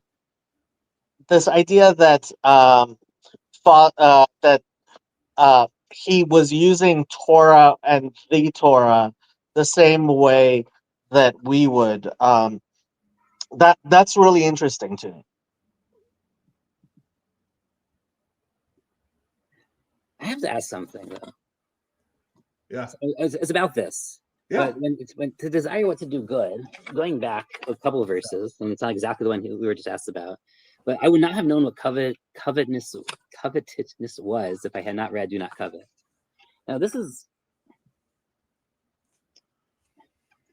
a very confusing point to me, because one, he's already told us that there are people who've never read the Torah, but their inner consciousness has informed them how to do this. Now he's not one of these people, evidently. Like he needed a Torah to tell him that this was wrong, it seems, maybe, I don't know. And then what's also really weird is that do not covet isn't one, I mean, it's not just something that's in Jewish law, but the Greek philosophers had already spent a long time saying that this was actually one of the most important principles within Greek philosophy. Yeah, no, I don't think he's saying he didn't know it was wrong. I think he's trying to give the idea that his sinful inclination, once he heard what that was, seized upon that to do it. But he says he wouldn't. I think he's using know there, not in the intellectual sense of like, I know this is right, I know this is wrong. I think he's, when you say he didn't know what it was, it's a more intimate.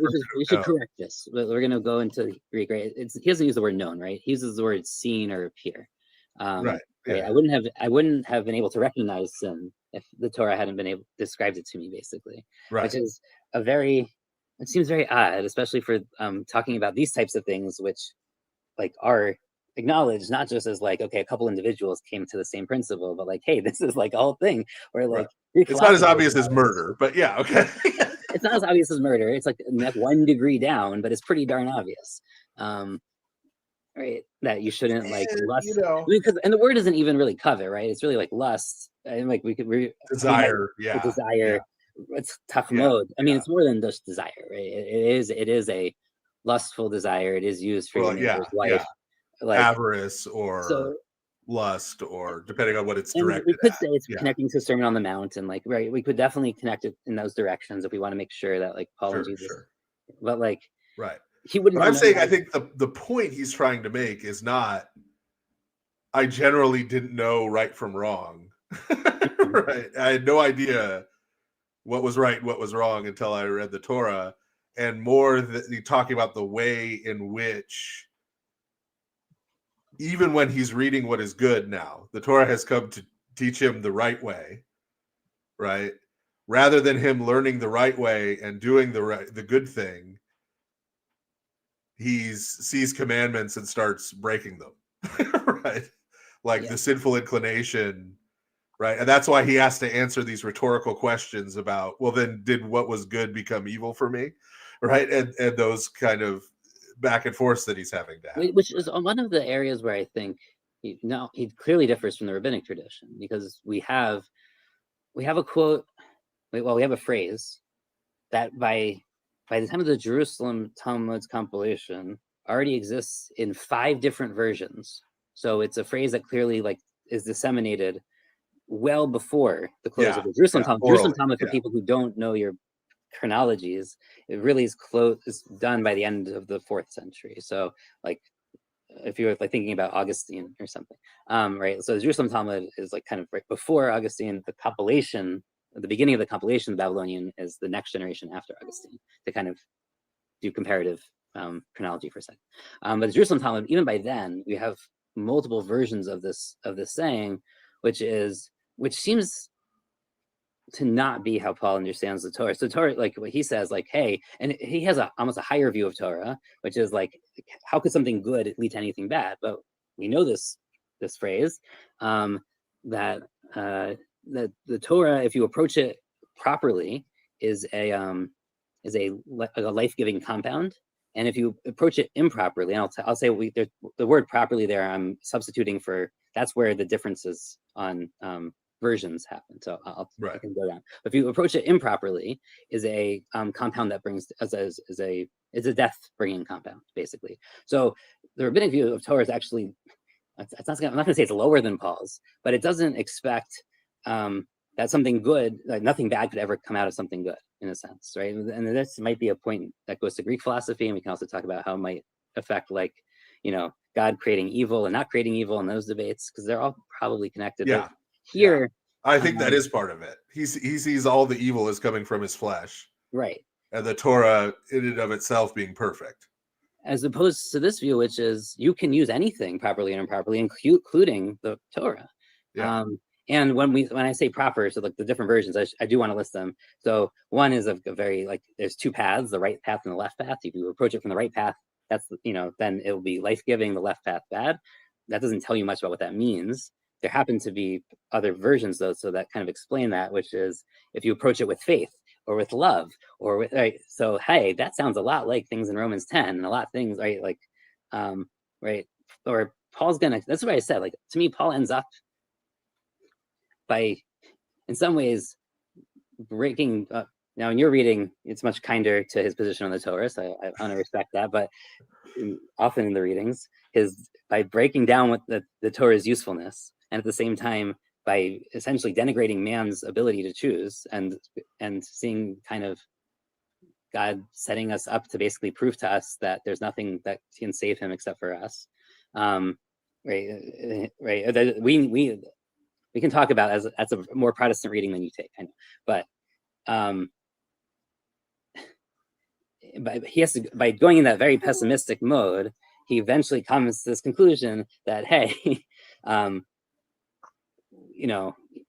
why I say he ends up at the same point as the rabbis in some way. I mean, I don't want to say they're not exactly the same, obviously. There's major important theological differences, but he ends up in this kind of this place where he's able to overcome his pessimism into this place where, hey, yes, you have to approach Torah the right way. You have to, but if you do that, then you're in a good place, and you have a fighting chance, and it is now but not yet, and you will be able to do good deeds. They will not be perfect until the resurrection of the dead, or whatever, or general resurrection, I think is the phrase you used, or until you die. You might still sin, but it's whatever. I've already said this. I don't need to repeat it again. He, in some ways, it reminds me also, by the way, not just of how he understands how we might have differences in God's creation of evil or not creation of evil, but also in the idea that the Torah expects us to be perfect, and the law was given that man, that if it were any less than perfect, then somehow there's a problem with it, in that dissonance.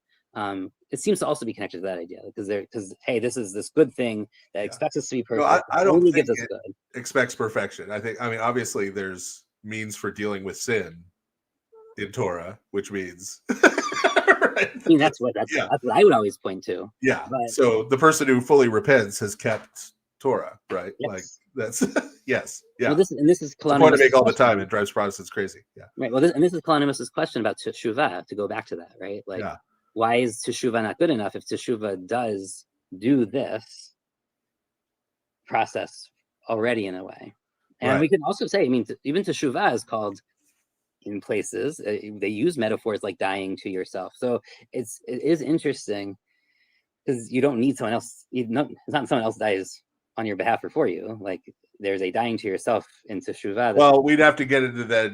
Yeah, I don't necessarily think that's what's going on with I Christ's hear death. that. I think what St. Paul is talking about is baptism as a you're participating in Yes, Christ, so and you have, actually, right?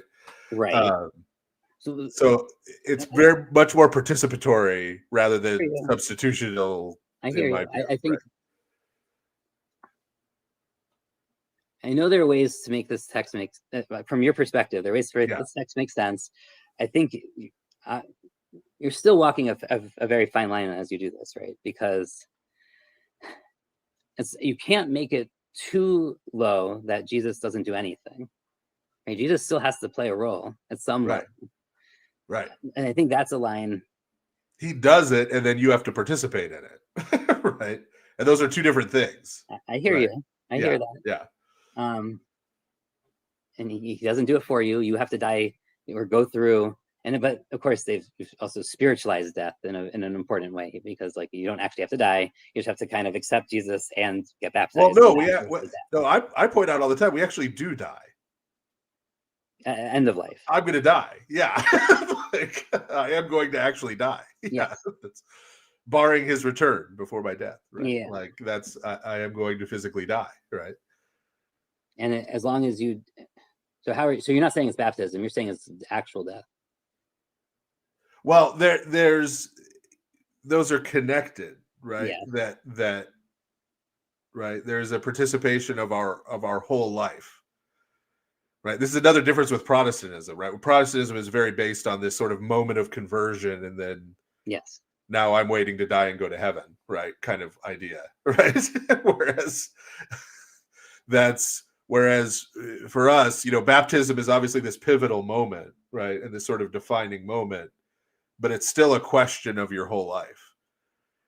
And baptism we practice baptism for the remission of sins. It is very much repentance, right? That's what baptism is for us, right? Like that's those aren't separable, and that goes all the way back to John the Baptist's baptism was baptism of repentance and the forgiveness of sins, right? And to speak, but again, I wonder in some sense what Jesus adds, insofar as we have the concept of, for like there's different levels of sins, but for the most extreme sins, the only thing that atones for them is your own death.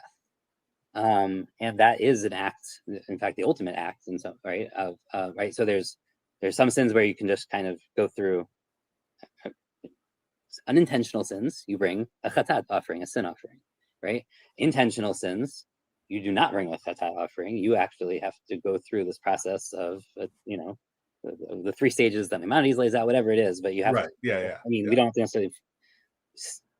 I'm happy to not keep it as formal. We can keep it a little more open than that. But like, you go through the process of, making reparations and appeasement of your fellow man, and then, with God, and feeling regret and remorse and doing confession and like all those things. There are for some sins you do that, but then you also have to go through Yom Kippur. For some sins, like even that's not enough. You have to you have to experience personal suffering. For some sins, like even that's not enough. You actually have to die. Yeah. Now, in some ways, that allows us, I wouldn't say we're universalists by any means, but like allows us to be closer in some ways to universalism, because if you die, like if you use your death as an act of atonement, right, then that gives you this other path, right? So you might still get executed, right? There's the famous cases of like the Sanhedrin, like in the Tractate of Sanhedrin, when we hear about like. But we have this today to some degree, like in very, very shadow form, I would say, in the Western kind of tradition. Like you should confess and repent. You're going to still get executed. You still have to face the consequence. And in fact, even if you confess and repent beforehand, like that doesn't absolve you from going through the full act of atonement. Part of repentance is accepting the consequences. Right. Yes. Part of the repentance is accepting the responsibilities of the consequences and the accountability that you went through. But yeah, I mean, that's like a really and that's built in for us too. And in our penitential system, right, there are sins for which you are excommunicated until your deathbed, right? Which would be the equivalent, right? Like until or including your deathbed. Until your deathbed. Okay. On your deathbed, like as you're dying. Yes. You're sort of readmitted like to the community, right? But the idea is that you spend the rest of your life in repentance, right? It's not just we're throwing you out. It's right. For many things, there's a period of repentance, and then you're sort of restored to the community. There are certain things for which it's, you're restored at the point of your death. Right. And until then, you spend the rest of your life in repentance. Yeah.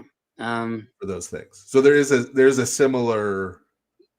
Yeah, it's much closer in some ways. I don't want. Right. So I don't for want us, people to think there's no differences here, but clearly there's. No. There is. Right. But there's what Jesus is doing for us primarily. So we start with Jesus for us defeats death in the sense that he not just ensures, but begins to bring about the resurrection, right? Not just in the sense we've been talking about it of people getting a new start, right, with God, but the actual bodily resurrection, right? That's why he's referred to as the first fruits. Yeah, by St. Paul of the resurrection, his resurrection. Discuss this though, right? Because this is complicated insofar as he's not the first person to get resurrected in the Hebrew Bible. Right. Well, he is the first person to get resurrected in this sense. Maybe. I mean, in the sense that he won't die again. Now, there are people who never died in the Hebrew Bible. But the idea that he will never. So this is where it gets kind of funny, right? To me, I mean, I know Paul does talk about that in Romans, that know that Jesus has died, and he's died in such a way that he's never going to die again. Or he's been resurrected in such a way. Sorry, or he resurrected. Right, fine, fair enough. Yeah. But the way that happened was not because. Well, to me, it seems that the only way that works, the logic. Maybe I'm understanding the logic wrong, but the logic is that after he was resurrected, then he ascended. Right. So the way that he kind of got out of dying again was not like staying on earth and living here forever, but by going to being spiritualized, into heaven, like Enoch or Elijah or something. Am I reading that wrong? Is that not the logic? Well, yeah. So yeah, his ascension proper would be like Enoch or Elijah. There's the added element because of the messianic element for us of his enthronement as the Messiah. Okay, but when you say that he's the first example of this resurrection process, are you saying that we won't all be enthroned, but we all will go through a bodily resurrection and then ascend? Well, the idea is that he is going to quote unquote descend, right? And that's when the resurrection is going to take place. And the resurrection descend in a body, in a material body, not just a spiritual body. He will reappear. Well, in the body he has had since the resurrection. Well, he has had two bodies, right? This is Paul's very confusing. Post-resurrection. Right. The body that could be poked by a doubting Thomas.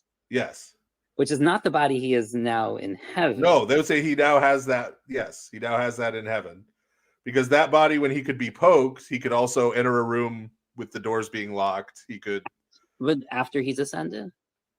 He has the same body. You hold it, he has the same body before and after ascension. Yes. Interesting. Okay. Yes. And so, like, when he appears to St. Paul, it's bodily appearance. Huh. Okay.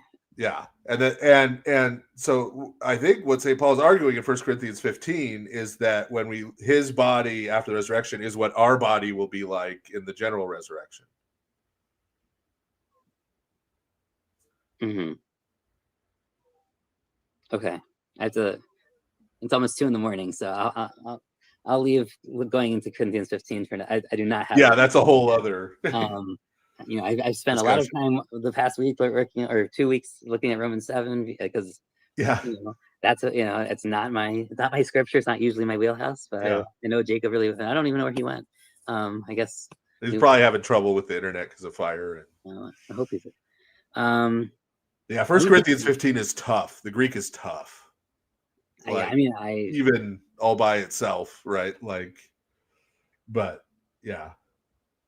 I did think it was a shame. I had this is the first time I've really like read extended pieces in the Greek first before or the Aramaicized Greek first. And there is some nice kind of poetry, balance, meter like in these sections that the translation loses. And I like on the one hand, like, okay, it's not my scripture and like I could whatever, but the aesthetic kind of, I'm very sensitive to this in translations of the Hebrew Bible. It feels sad when I see that sometimes, even though like I understand why you're doing it. Like I can see like you make choices to like to not have the fruits, for instance, like you have the fruits of where's the grammatos, or that way? No, that's a different part. That's later. Where you have the two types of fruits, and but you don't use the word fruit in either sentence, but you translate both phrases differently. One is like life-giving something, and it's like, oh, whatever. I don't know. Yeah. Even though I don't like, I shouldn't probably care about that much, but like, if I was doing a Bible translation that was going to have verse numbers and everything, I would be a lot more sensitive to that too. That's fair. My goal was more sort of readability and flow and that kind of thing. And I had sure particular purposes in that. And people understand what's being talked about and the nuances around Torah. I get it. You made choices. Well, I don't know if Jacob's not going to come back. I mean, we still have to go back to my big question. I mean, and maybe we'll end because it's been 2 hours. So almost 2 hours. You don't need to stay up all night. We've had two. I mean, I'm coming off back-to-back snow days. I don't know that we have school tomorrow or not, but so it's a very weird schedule anyway. Not even counting the baby. So this kind of goes back to more to Romans 4, but. And maybe I don't, Jacob sent me like these chapters so I'd have them from your book, and I didn't go take all of Romans from it. At some point I wanted to actually, maybe I'll buy your book and support you as opposed to just get pages from Jacob. But so I don't know how you translate the whole discussion about why Abraham was given. He was a court of righteousness, fine, but why is he given the law? I think is really, or maybe I don't know if we want to. He doesn't really talk about Sinai law and the giving the law of Sinai in the first half of Romans, which to me is a weird lapse, because I know N.T. Wright has this. I mean, I've only listened to a couple of his things on this as I was prepping. I don't have his book on Romans. I know he has a whole thing on Romans 8, and he has a bunch of articles on other parts of Romans, but like his old book, right, the heart of Romans, where he doesn't go to the full corporatist view, but he wants to like say like this is really this, I mean, you know him probably better than I do on this, right? Where he's going to say like this is the history of Israel, and like we don't talk about. But then to me, I have a hard time buying that, because we don't talk about Sinai. He talks about Abraham, and he sort of talks about why Abraham is given the law, but not really. Like it's in a very weird backhanded way in Romans 4. And he never really talks about Sinai and why the Jews are given the law, despite having all this stuff about Jewish and Gentile law. And I'm still not quite grasping maybe how you understand this. I think what's going on, so my understanding of the purpose of the whole epistle, right, is that this is written by Paul to the Christian community in Rome, which overlaps with the Jewish community in Rome normally. But it's written after the Claudian expulsion. Okay. So Claudius expels all the Jews from Rome for 2 years. Yes. During those 2 years, so before that, you have the synagogue in Rome, you have the Jewish community, and then you have the Christian community, which you've got like an overlapping Venn diagram, right? And most of the rest of the Christian Venn diagram that isn't part of the synagogue community is like God-fearers who are at like the fringe, right, of the synagogue community. And they're, to the degree they can, they're participating in the life of the synagogue surrounding the Sabbath. And then on what we would call Saturday evening. They're gathering as Christians and going then all night and celebrating the Eucharist, right? The Christian part of the community. Right? Mm-hmm. Now you have the Claudian expulsion, the Jewish community, Christian or not, right, is gone. Right. And so what remains there for 2 years still functioning is the non-Jewish Christian community, now functioning as the whole Christian community by itself, separate from the life of the synagogue, right, which isn't going on. And then after 2 years, at least some large portion of the Jewish community, not all of it, but some large portion of it returns. And Paul is writing this letter to try to facilitate all the issues around them reintegrating. Because now you've got non-Jewish Christians in roles of authority that used to be occupied by Jewish Christians, right, who are now returning. So you've got those issues. And what he's concerned is going to happen is that this is going to splinter. And you're going to have this Gentile Christian community over here and this separate Jewish Christian community over here connected to the synagogue, but they're going to be disconnected from each other. The Gentiles are going to be completely disconnected from the synagogue community. And he doesn't want to see that happen.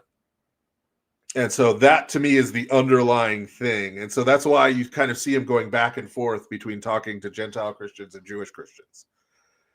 Right. And trying to like reconcile and draw them back together. And so I think for that reason, like in Galatians, that he's writing to a different group of churches, he talks a lot more about Moses and the giving of the Torah there than in Romans. In Romans, I think he focuses more on Abraham because, again, he's trying to focus more on the commonalities. Right? Abraham and the promises to Abraham in particular, right, are sort of the underlying covenant, right, that's underlying circumcision, that's directed to the Jewish people. And in St. Paul's mind, Jesus as the Messiah is the heir to those promises. And so the non-Jewish Christians receive a share in those promises through Jesus the Messiah.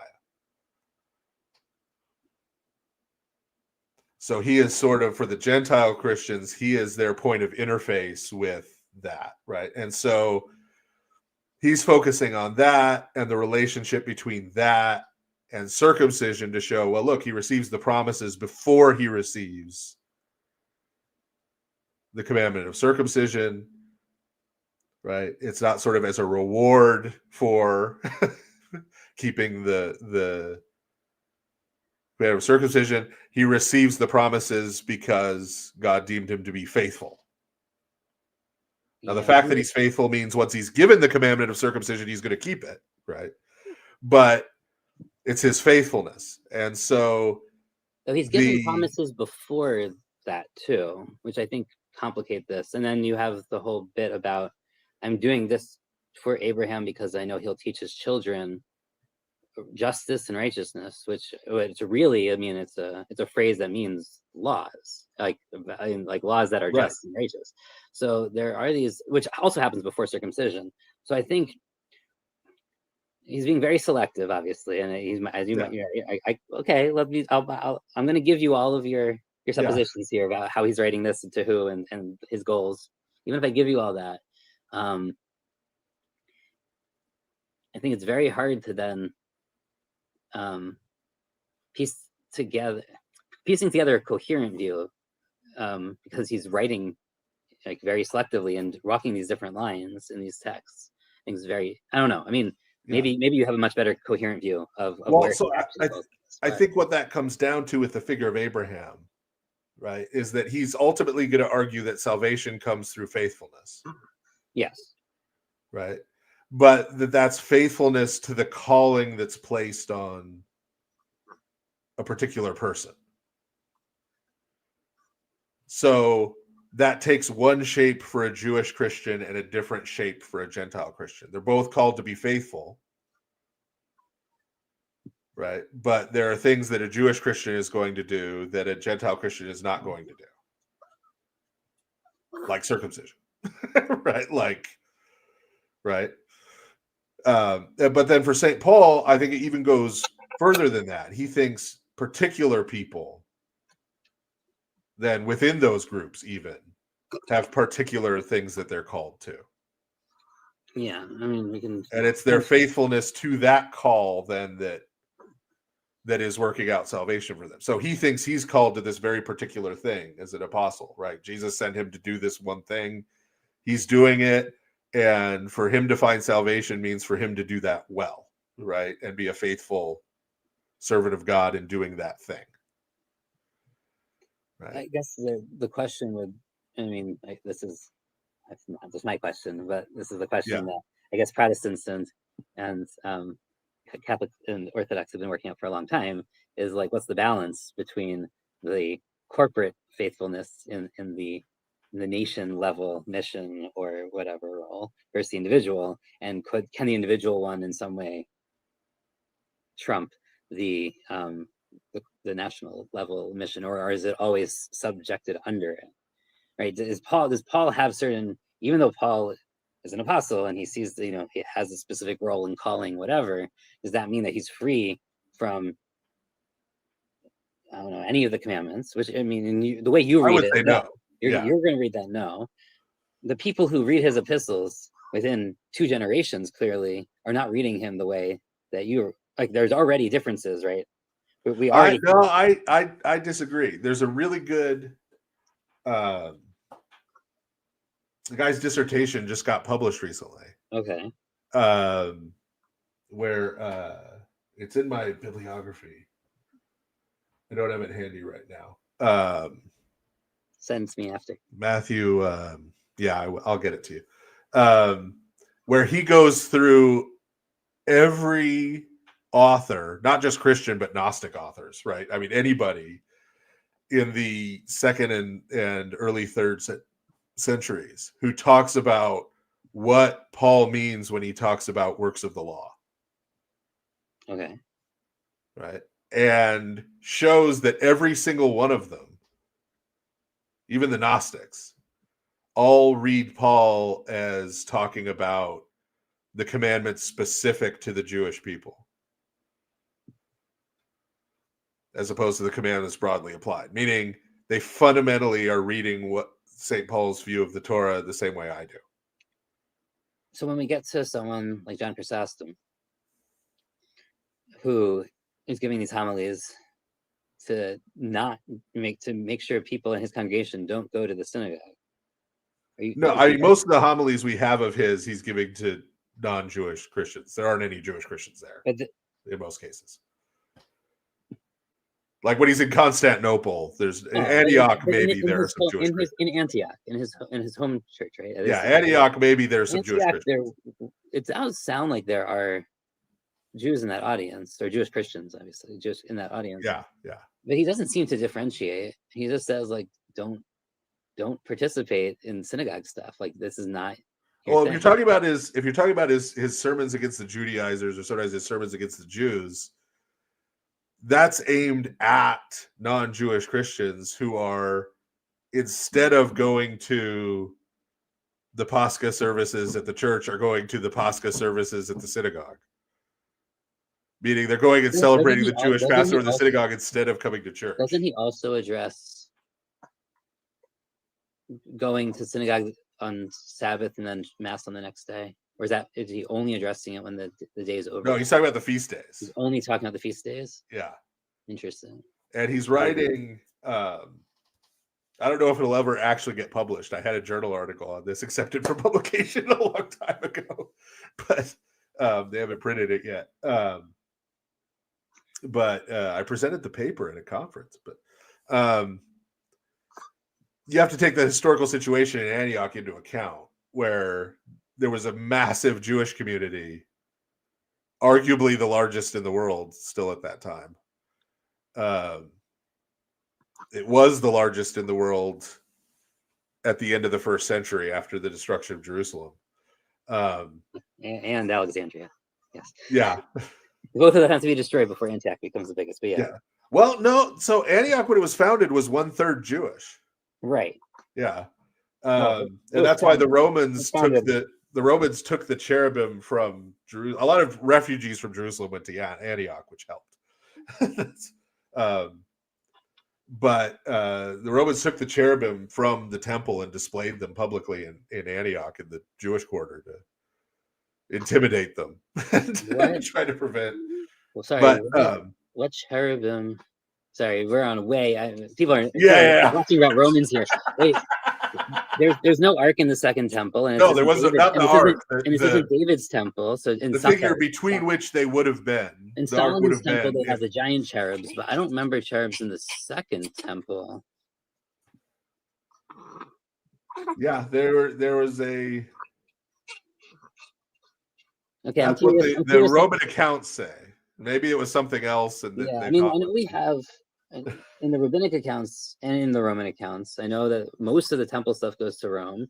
It goes to the Temple of Peace, which is the very weirdly named Temple of Peace, ironically, and they're displayed. And we know like the in fact, this is one of the weird things. Like the veil is displayed there. Yeah. The veil that in theory was torn, 40 years earlier Jesus, but and is also torn when the temple is destroyed under Titus, right? But somehow that veil is displayed in the Temple of Peace, according to Roman sources and the rabbinic ones, which say that there were rabbis who visited Rome to see it. The menorah is also displayed there, if I remember. Yeah, it's weird to me that they would have split up stuff. I guess it's not totally possible, but I don't know what cherubs. And now I'm curious because I'm trying to remember like. Here. I'll have to look up more detail. But it was to intimidate the large Jewish community there and prevent rebellions from spreading. Was there an equivalent of an Arch of Titus type thing? Yeah. But so anyway, but my point being that there's a firmly established large Jewish community in Antioch for centuries. Before John Chrysostom gets there. And when St. John Chrysostom is there, Christianity has been legal for like 50 years in the Roman Empire. So Christianity at that point, especially around the feasts, the Christian feasts, is just sort of getting its footing and establishing its patterns and its liturgies and these kind of things. Mm-hmm. Whereas there's this very robust and lively Jewish community in the same city, such that actually non-Jewish Christians are choosing to go over and celebrate with the Jewish community, and the Jewish community is apparently happy to have them at this point. Here's where I wonder. I mean, because we're switching between so many time periods and centuries right now. It's so John Chrysostom. So he's the end of the 4th century. He's in the 380s. We're talking about him in Antioch. So we're already at Jerusalem Talmud is closed. Byzantine persecution is at its highest. They've disbanded the Sanhedrin and they've deposed essentially the exilarch that was on, not the Babylonian exilarch, but the one, the Nasi, in Israel. This is a pretty heavy time of persecution for Jews under the Byzantines. Well, those aren't the Byzantines yet. Well, not. Sorry, I shouldn't use Byzantines. I should use Eastern Romans, I guess.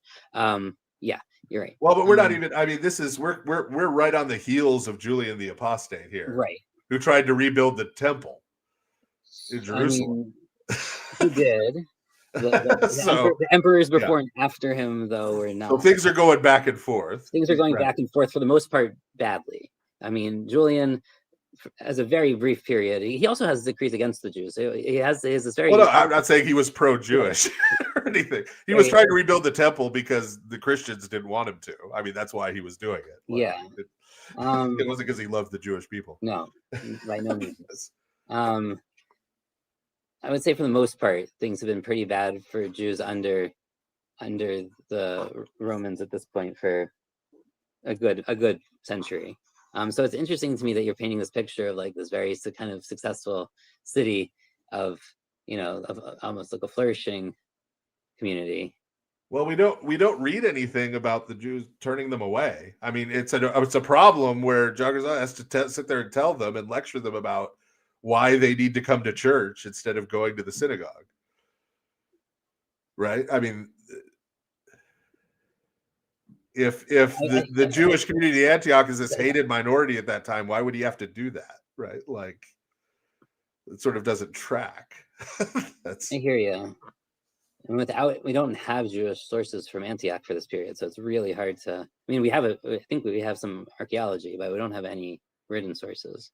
yeah. Which makes I mean, this there were really things going on, right? Like we know that by that time the Christians had taken over the shrine of the Maccabean martyr Yes, for sure. from the Jewish community. So there were things like that were sort of That are clearly pointing to take it over, right? rebalance. So yeah, clearly Christianity is ascendant in Antioch, and Judaism is on the wane, but I don't think they've passed each other yet, right? On the Yeah, and I mean, there's so many complicating questions. I don't know. We could go down a whole historical methods rabbit hole, and because we don't. Trying to even think, like, do we know of any? But I mean, even church. So there's a lot of things I know, and none of this is to say that like, oh no, there wasn't persecution of Judaism, or all the church fathers totally just loved the Jewish people. I'm not arguing that, but there are minority reports all over the place, right? Like Constantine did give Jewish leaders the same exemption from taxes and public service that he gave Christian clergy, for example. Right.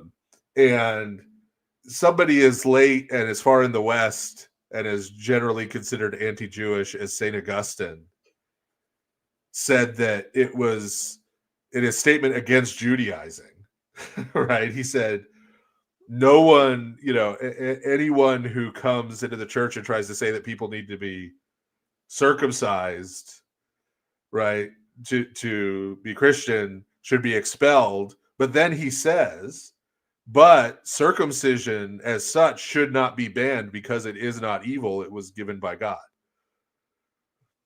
Right. So he's saying Jewish people should be allowed to circumcise their children. Right. That should not be imposed on Christians. And that's in the 5th century. But he isn't saying that they should do it. He isn't saying that he expects Jews who join his church to continue circumcision. He's not doing any of that, right? He's just saying he's not commenting on that, right? He's saying the government should not. Right? He's saying the government should not ban it because it's a very, very different thing to say. Yeah. Yeah. But that is different than the general picture we have, right? So there are these outliers and these minority reports of. I guess the question is, if this was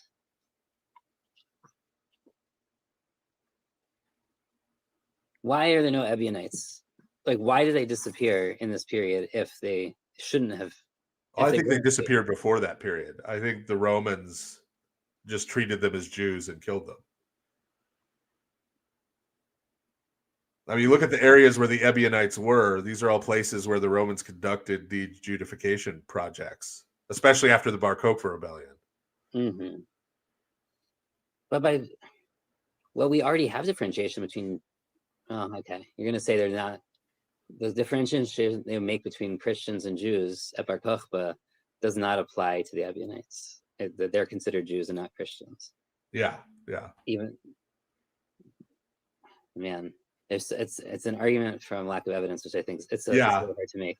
It's hard to make any of those arguments, right? You got people who want to say, "Oh, they all became Muslims." You got people who want to say, clearly they don't confuse the Samaritans here, and I mean this has to do with which groups were, not fighting Rome, and which ones were willing to which ones purposely identified as not Jewish in order to separate themselves from the Bar Kokhba revolt. Yeah. So, and we don't know enough about the Ebionites to know whether they would have joined the revolt or not. Yeah. Before that, it worked the other way. Before that, Christians being differentiated from Jews worked against them, like with Nero. Yes.